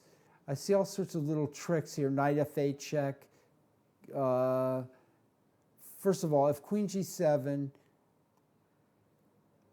let's look at that, the obvious. Queen g7, knight g7, king g7. All I can think of is white is going to play c4, h3, c5, takes, h2, c6, h1, queen. That's winning for black easily. Also winning here is h3, knight f8 check, king g7, knight g6, king g6. And that's even an extra tempo for black over the last line that we looked at. So just h3 or queen g7 wins on the spot. But we'll come back to that. Black checked on G6, and then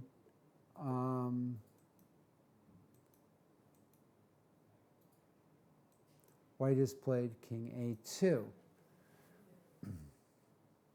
Black finally gets his queen off the back row. Somehow I think that White should find a way in here. Well, it's been a really tough game, a very fine game by Russell so far. And here's this game which is sort of going nowhere, a bit of a nowhere's.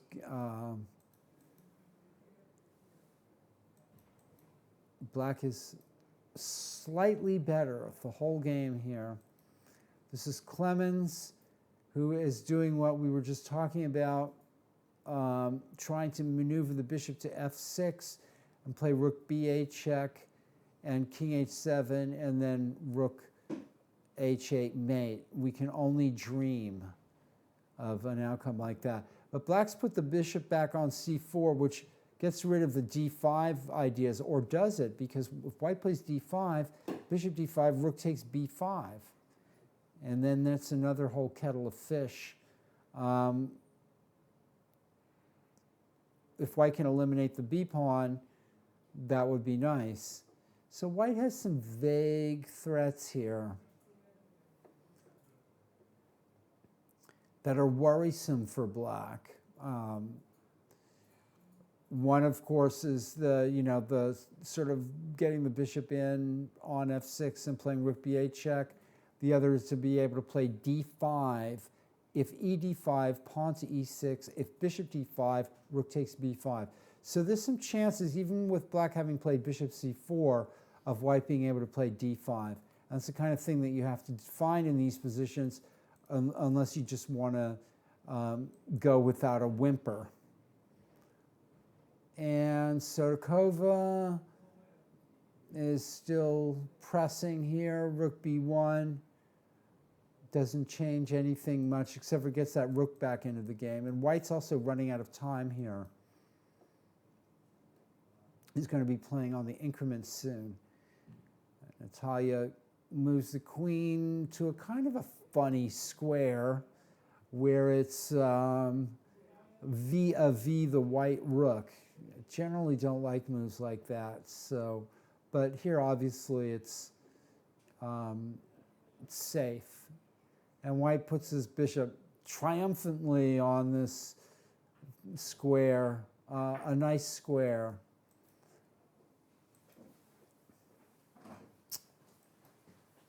And this game, Black did play queen g7. And this is White's going over here. There's almost no chance here at all for White. Black could have reached this position a tempo ahead if back here, bishop g7, if Black had simply just played h3, knight f8 check, and then king g7. And Black is taking some unnecessary, even though he's completely winning, this is still, trying to make it too interesting. All right. Black comes in queen c6, queen c2, threatening queen a4 check. Queen c6 defends there, and now and attacks on f6 as well. So, and can Black play queen f2 here?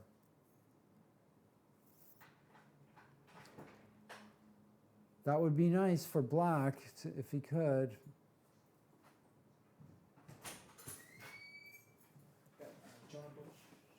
Hey, Jonah. Hi, how are you? Right. Congratulations. Thank you. Yeah. Tough game, a fun game. Yeah. All right, I'm here with Jonah Bush, and okay, thanks everybody for reminding. Okay, so let's look at your game. Yeah.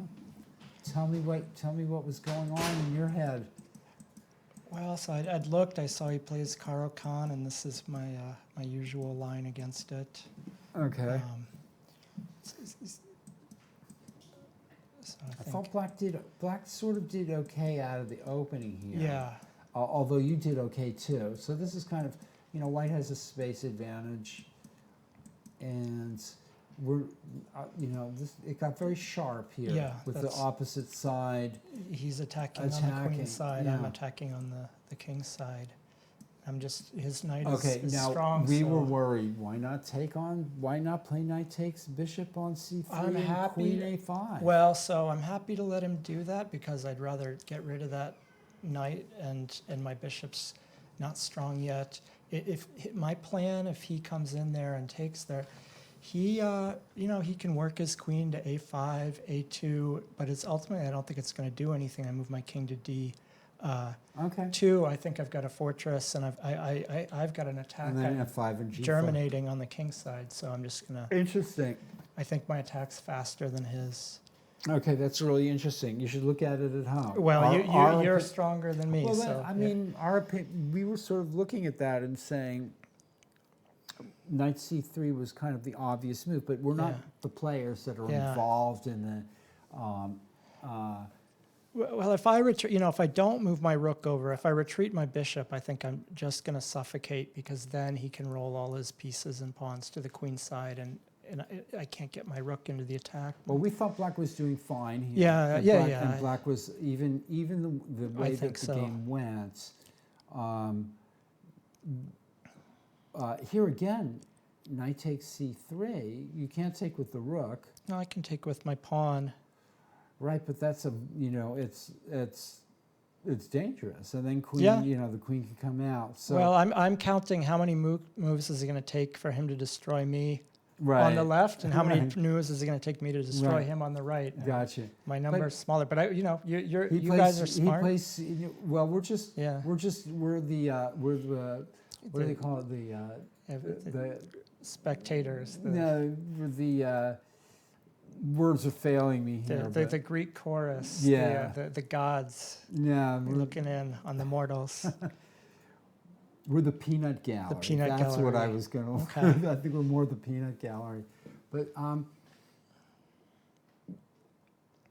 okay. So we thought Black should play b5 and b4 here. I'm counting. So b5, b4. Again- Even if he takes on c3 Right. and then takes on b2 or advances, I see. I'm just going you're to trying hide behind play- his pawn. He's got 4 or 5 moves Okay. before he can get anything. And meanwhile, you're going to. Push on the g file.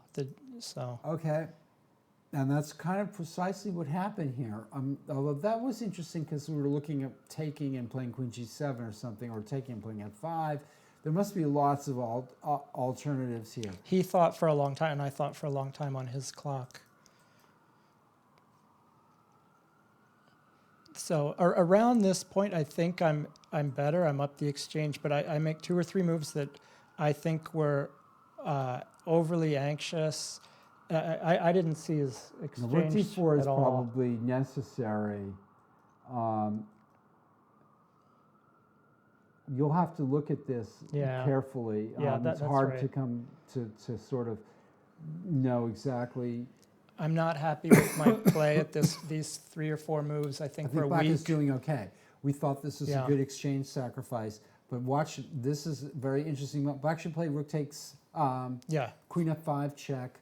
Now he did play queen f5 check, king a1, and he should play rook takes c3 and He knight should e4. definitely do that first. And we were discussing he's playing for a draw because he's low on time, and it's going to be really tough for me to break in if he takes. Rook takes c3 and Yeah. knight e4, or else there are 2 other moves. Knight takes h5 is a move here, Yeah. I think, and also rook takes c3 takes and then knight h5. I was worried about that. Or rook takes and knight e4. But this turns out just this That's loses he's by force. missing an in between It move. loses and- by force. Yeah, Rook c6. I'm all good from here Yeah. because he said he didn't see that, and he And that's was a very good- low on and time. that's a good thing when they don't see it. Yeah, he had about 5 minutes on the Right, yeah, clock, yeah. and No. yeah. So you're a perfect 4-0. So far, so good. Right. Yeah. Is this your best start in the marathon? Yeah. 4-0. That's right. I'd been playing up, and I was getting smushed by strong players, Is and that so right? I thought I would play to my own.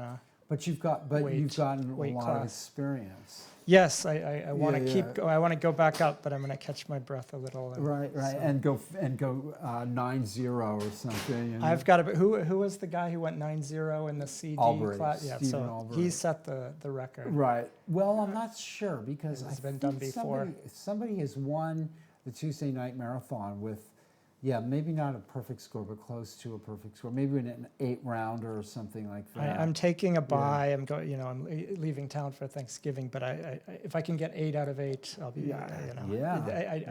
Well, something you're on to your shoot way, for. and you're playing good Halfway, chess. right? Well, Yeah. it's a lot of fun. I really like Sure. these And you're Tuesday welcome nights.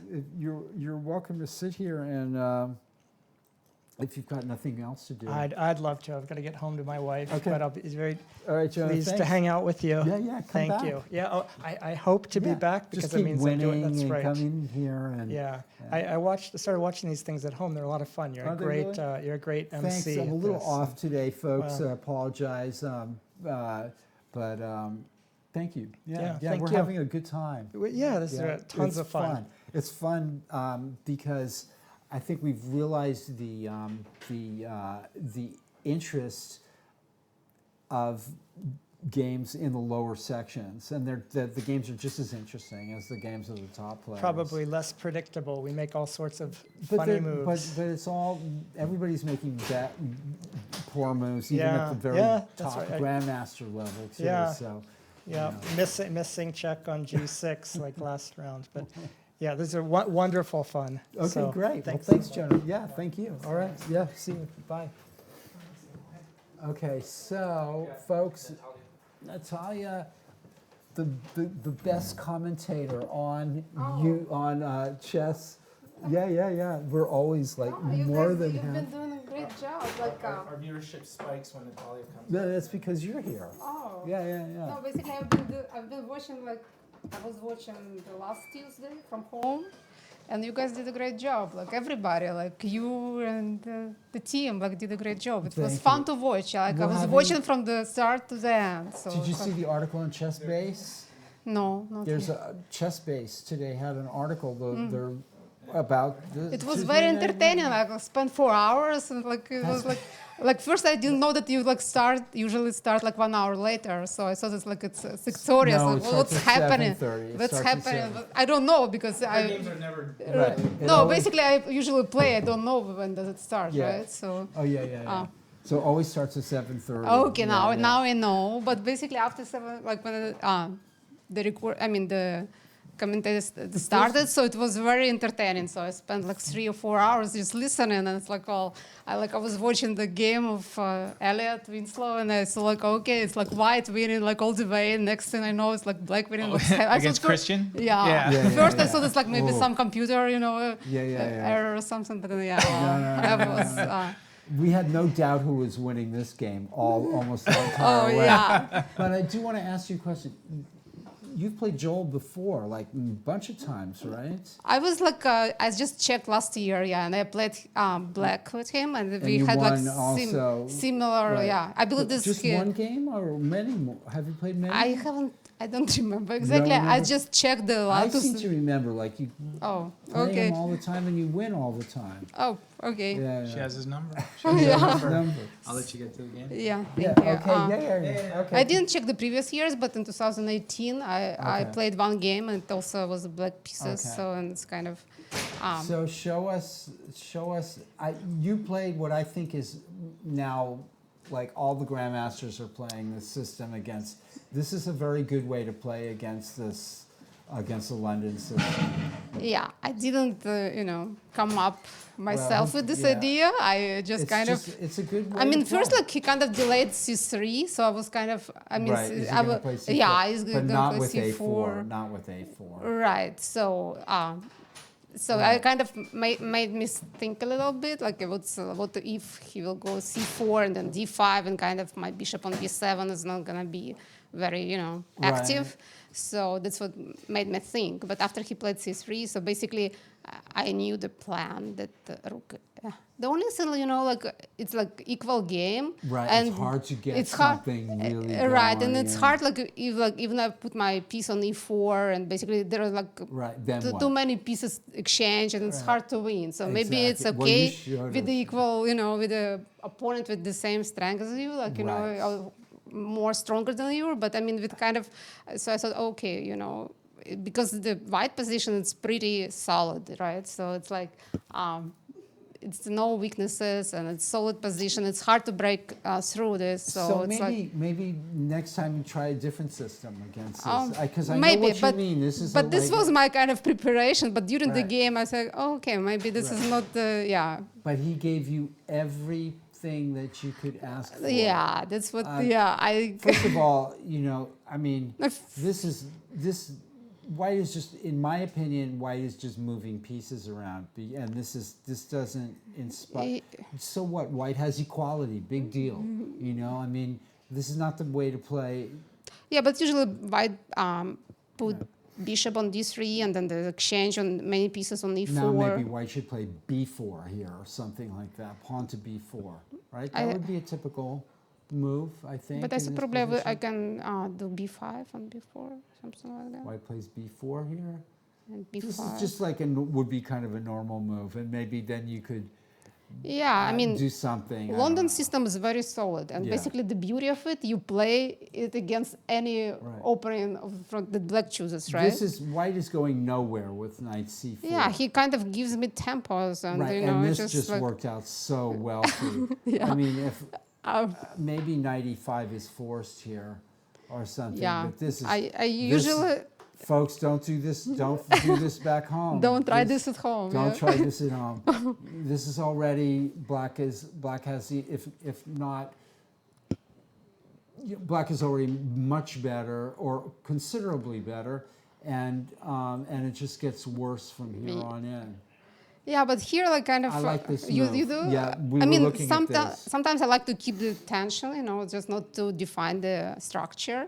You but could probably here, do that. but Here you have the advantage on the queen side, the center, and the king side. So, Right. So I like c4.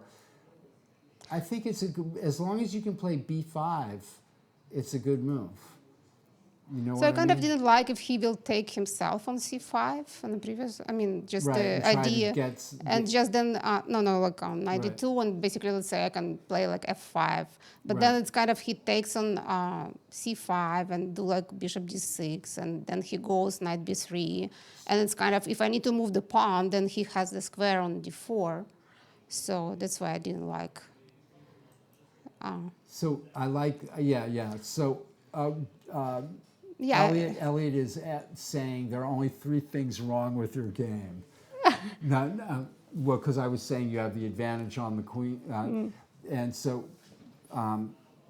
Peter Biasas, he's a grandmaster from Canada, and he knew Bobby Fischer. He was a friend of Bobby Oh, okay. Fischer's, and Bobby Fischer actually stayed with him okay, we in have San Francisco. many people who stayed with Bobby Fischer. Last no. week we met Susan Polgar, right? That's also, true. Also, That's true, like, Bobby. And now, well, it's true, so but it seems like Bobby Fischer stayed in a lot of places. maybe. But this was very unusual. He stayed with Peter Biasas, who's a grandmaster, and also my friend Steve Brandywine at the time. And they played blitz games, and Biasas lost all the time. Every game was To Fischer? losing to Fischer. Well, right? no wonder. Right. Yeah. And so he said, Bobby, what's wrong with my chess game? He said, well, it's your opening, your middle game, and your end game. Well, But Steve, my friend Steve, we asked him how he did against Fischer, and he said he won about 1 out of every 10 games, which is possible It's because not- he it's was not a bad. very strong blitz player, much Yeah. stronger than Peter Biasas. Brandwine, yes, I do say Brandwine. Elliot is giving me, so this is an interesting, another teaching moment for the people back home. So A5 is probably okay. Black is everything that black could want. And this was terrible for white to play that move. Right. Right? Because Another I bad move. This, I see my knight goes in this beautiful square on d5. right. Maybe even the b takes c, like also. I mean, I don't know. Sure. For No, I me, liked what you yeah, did. I like what you did. It's much more dynamic. yeah. I So kind of- white has no reason to take on c4, which gives black this beautiful d5 square. Should play knight here, here, and knight b4 right now. You keep it something, but this is very bad. And black immediately occupies the d5 square, and that was a good move. We like that move, queen d8, and this was. I don't know. If I was Joel, I'd be feeling I'd be feeling bad. well, he's like anyway. saving like making active one bishop on f1, but you know, for the price of making the bishop on h2, Yeah, there's no like it's like, suggestions here, and well, this that is that just hung the a pawn. But I mean, yeah. And now look at the two rooks doubled against the Right, pawn at e3. right. So it's just black pushing white around here, well, you need to find some counterplay, and it seems like in this game he didn't, you know. and that wins another pawn. So Yeah, he was he running was out. probably just Out of time, and Yeah. it's like at first I thought maybe I can play rook f3. Also, probably it's a good move. Yeah. But then bishop g3, I kind of think, and then bishop g2 with the tempo. Or whatever. I didn't want to go there, so I just Well, decided. somehow you're going to win this game. Yeah, You know, so- but if you can exchange the dark squared bishops and then probably crash through on the, you know. No, but here he's like even kind of defend on Yeah. g4, and then basically my queen can go to h6 or rook at h7. Yes, It's kind yeah. of yeah. Well, I think you're going to have to get rid of that bishop on e5. So, for example, when you take on g4, he goes back, bishop g2. Now you can't, you sort of can't do anything unless you get rid of that bishop. Something is going to happen. I think bishop d6. I And can go rook f3 yeah, you can. just for the beauty of it. Yeah, there's a lot of things you can Maybe do. there is no like threat, immediate threat after rook f3, but I mean just the beauty of it. That, But you know it's what the like- best thing? He resigned. Yeah. And you don't have well, to think. he was running out of time, Yeah. and it's like there is no active moves. Yeah. You know, sometimes when you play even like against like 1800 players, 1900, they found like I lost in the first round. Right. Even though like I had very good chances, I thought,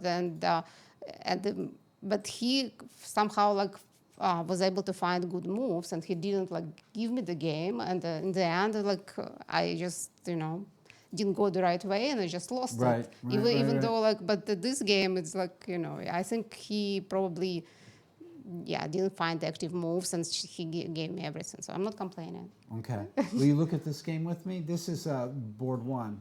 Wow, Russell this is Wong versus Eric Lee. this is crazy. Queen c6. Russell's played a great game here throughout. He's been pressuring It seems like black is on the edge of defeat. Yes. But Queen, and now this happens. So this is what's. I'm not He- sure that this is. White has yeah. that c pawn, but it's a long way from. I think black is gaining some serious counterplay here. Yeah, every time with the queen's on the board, you just there is a danger of perpetual check Is and black stuff. playing for a win with king f7? Oh no, queen d1, queen c1. That's not a perpetual check. So black goes that way to get within the square of a pawn. I don't think white is winning this anymore. Yeah, I think the rook exchange was a mistake because it did Right. what he was afraid of. I'm not sure because he was very his pieces was very active, and the We're looking king. here. Yeah, the king was in the. Is there a threat? Oh, he wants the queen a5 and rook d1. or So something. maybe queen c7 here? Right, but there is no like. And if rook c8, rook h7 check? What about queen c7 here? That looks very strong.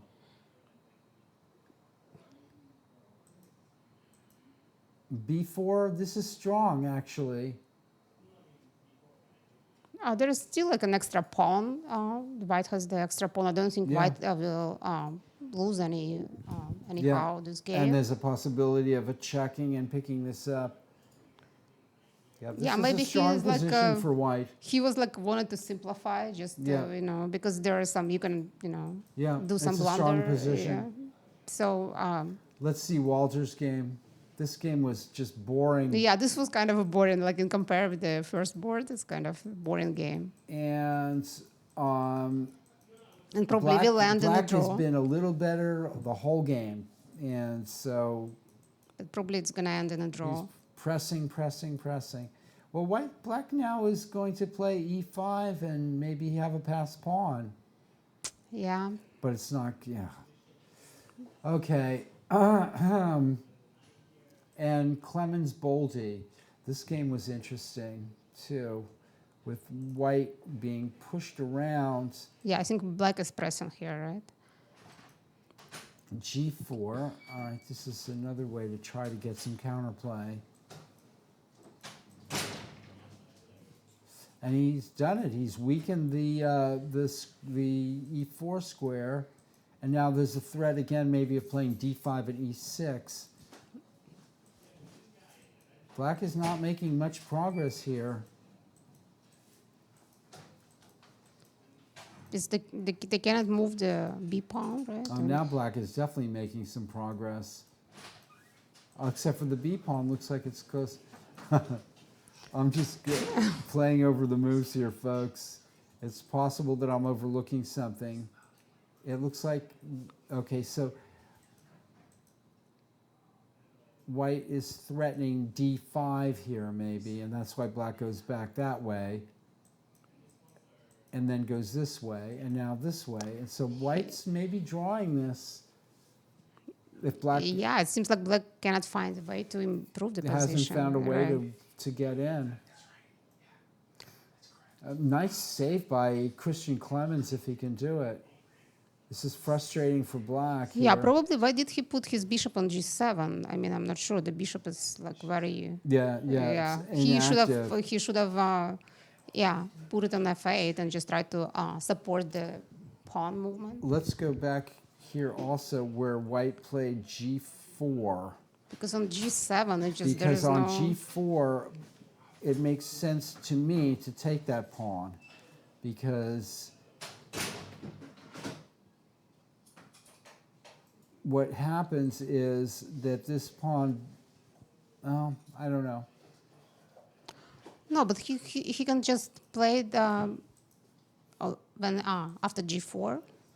Here, hold on, I'll come back to that. See, King F2 after G4. So can he just play like bishop C3 and just to move the pawn, just whatever? Maybe he can take on G4 first and then play bishop C3. Yep. Because this is kind of that's what you want to do. You don't want to put your bishop on G7 because this is. How did this happen? Oh, he's worried about the E4 pawn, and he should be worried. And now he's worried about. See, like when you put the bishop on C3, it supports the B4 and B2 square, and just pawn can you just. Right. But he's worried about D5 takes and pawn to E6.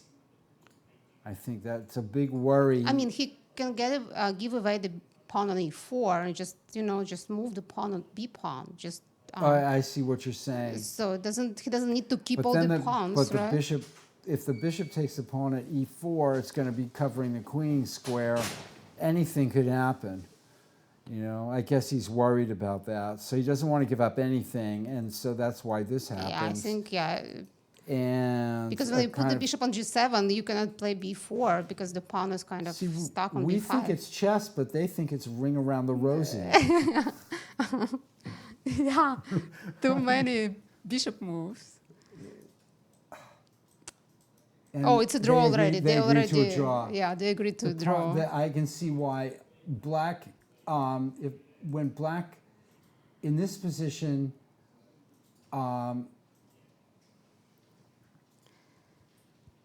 So he is afraid of D5 because he's afraid of D5, and he cannot that's move the B pawn. There is no right. So they just had a draw. This is a very successful result for Christian Clemens, who the whole game was worse. I know. And Ethan is very, good Yeah. player. I lost 2 times to him. yeah, I know. those kids. I know. Yeah. I told you. Christian Clemens, yeah. We're gonna ban kids from the tournament. Okay, now we're talking. Yeah. You can't do that. Let's see what's happened on the top 2 boards are the only boards left. So bear with us, folks, while we go through this.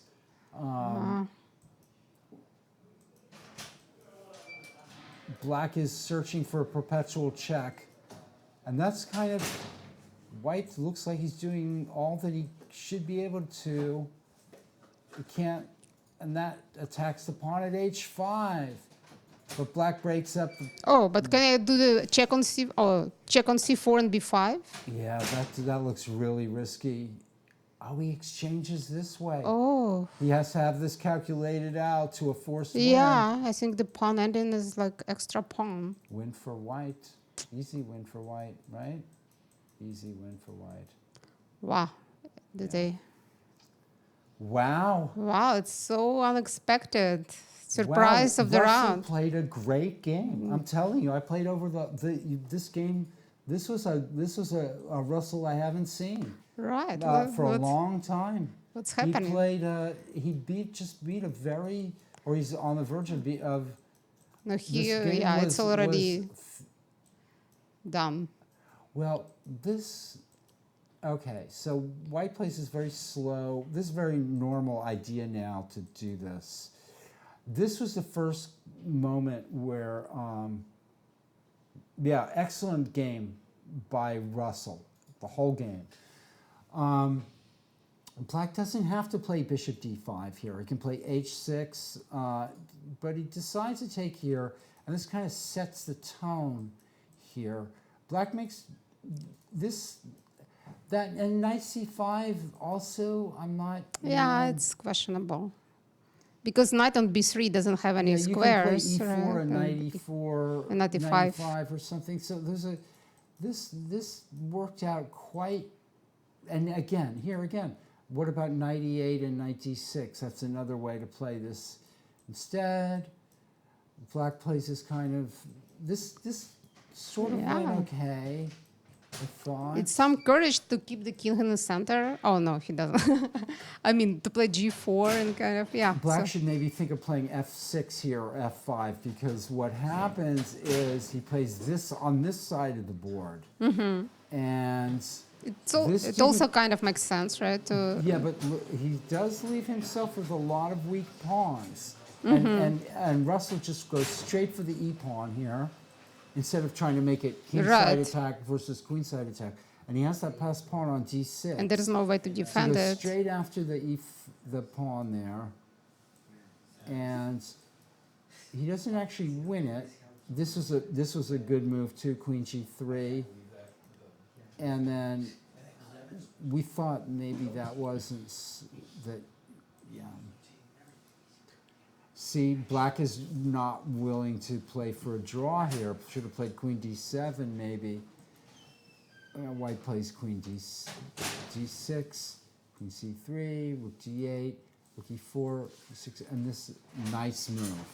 And now queen takes e5, rook e5, rook c8, and if rook e7, queen f8, rook a7, rook c6. And Yeah, this probably would be a draw, right? Black can start, yeah. That's what we were thinking. How did your game go? I won. You won. I won. You played a did? better game, but we don't think you should have won. I didn't think I should have No, won I don't either. think you That's should. the problem with the C3 Sicilian is it's like Move in a little closer. Here, and take this. right. Yeah, no, I think Michael Walzer here. Well, the leader of the tournament. Russell and I. Russell played a great game Yes, he today. did. I was Yeah. I mean, it's Eric could have defended better, maybe, but I mean. Well, see, I like Russell- play against that setup. I like playing a dragon. If he plays a4, then just go into g6. Let's see how this game finished down. Yeah, nicely. Yeah, it did.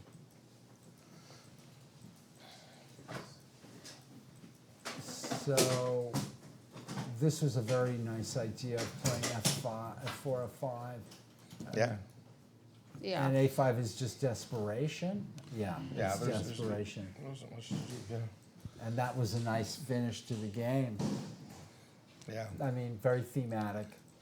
Okay. And I then will, boom, boom, boom. yeah, I will let you talk. Okay. Okay. Yeah. All right. Thank you. Yeah. Let's see you your next game- time. Let's see your game, Michael, and then we'll call it an evening.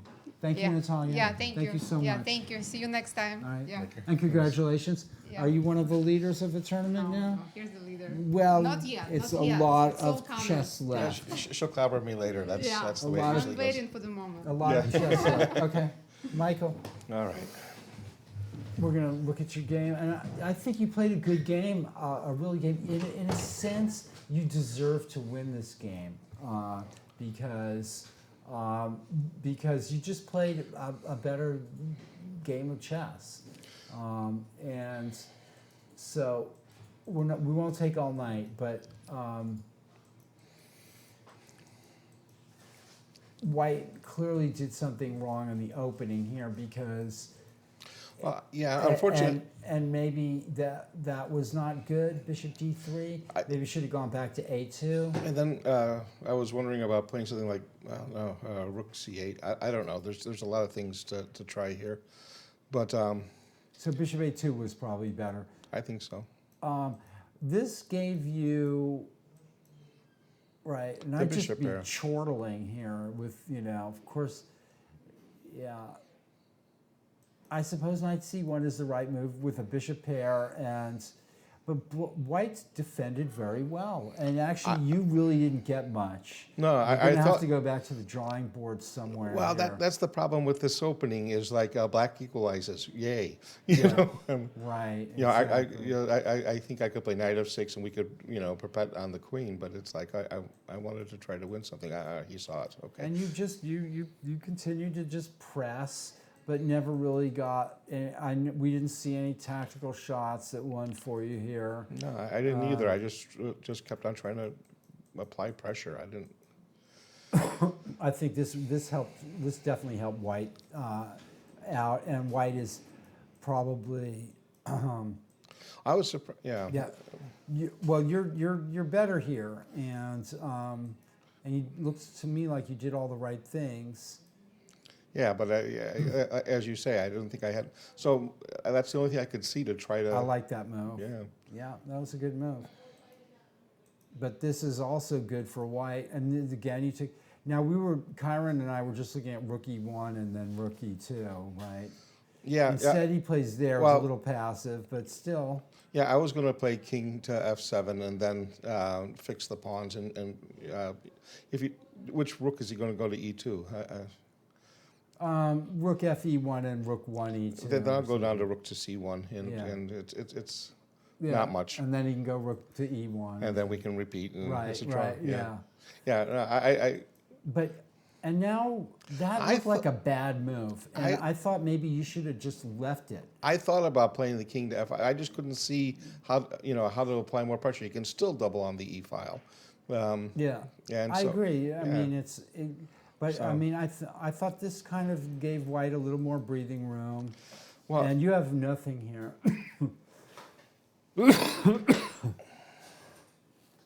Well, it's not true that you have nothing, but you're definitely better. But let's see how you won. I'm trying to find a king and pawn endgame that's winning. That's what I'm looking for here. Where And did he go now, wrong? I think this is a mistake on his part. I think the king to g2. I thought was a mistake. I thought his king needed to be in the center In of the the board. center. Yeah. Now I'm just going to go run and go to d5 and win a pawn.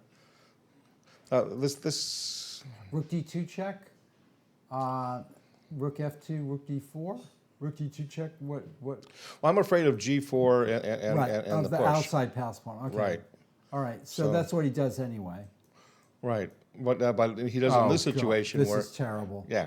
He just lost Yes. the H pawn, or yeah, he lost the H pawn. And this is a matter of technique.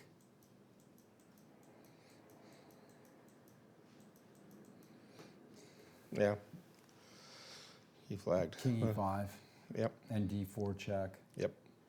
Yeah, it's, Congratulations, you wore him out. But you I deserve to wore- win. You played to win, and you know, White just played to hold on, and that's not really a way to play chess. You know, I don't like to see that style of playing rewarded. You know, Yeah, well, I I- prefer to see. You know, the player go after the other guy and get rewarded. I'm going to have to at the learn end. the A3 system. I just didn't see how he could continue. I'm sure there's a way that he can continue and generate play. I wasn't, you know. Well, this aware is of the very old system for White and not played hardly at all at the top level, if at all. And Yeah. the reason is probably Well, for just the way you played. Well, things like Rook E1 or, you know, instead of A3. I know a lot, you know, Queen E4, Rook E1, they're all moves instead of A3. They're a little bit faster, but I think Black is fine there too. It's Yeah. just, Yeah. Interesting Yeah. position after this position. You know, yeah, I just felt, I think it's the better player is, has Black, and so well, I thought I had the little, very, very little something, you know, just because of the bishops, because I didn't see how he could take advantage of, you know, I didn't see how he could generate any initiative. I didn't think I was. Are you leading winning. the tournament? I'm tied with Russell. Okay. So, We have two veteran masters. The last Tuesday night marathon was won by the kids. Yeah. Now this one's going to be run by the old veterans. There's plenty of rounds left. That's my prediction, folks.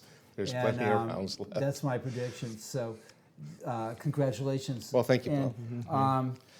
for everybody here at the Mechanics Institute Chess Club, I'm going to sign off, say goodnight. We have the leader of the tournament, National Master Michael Walger, and come meet us back again next Tuesday night, and we'll go do it all again. All right. Thanks, Michael. Take care. All right. From the Mechanics Institute, good night, everybody.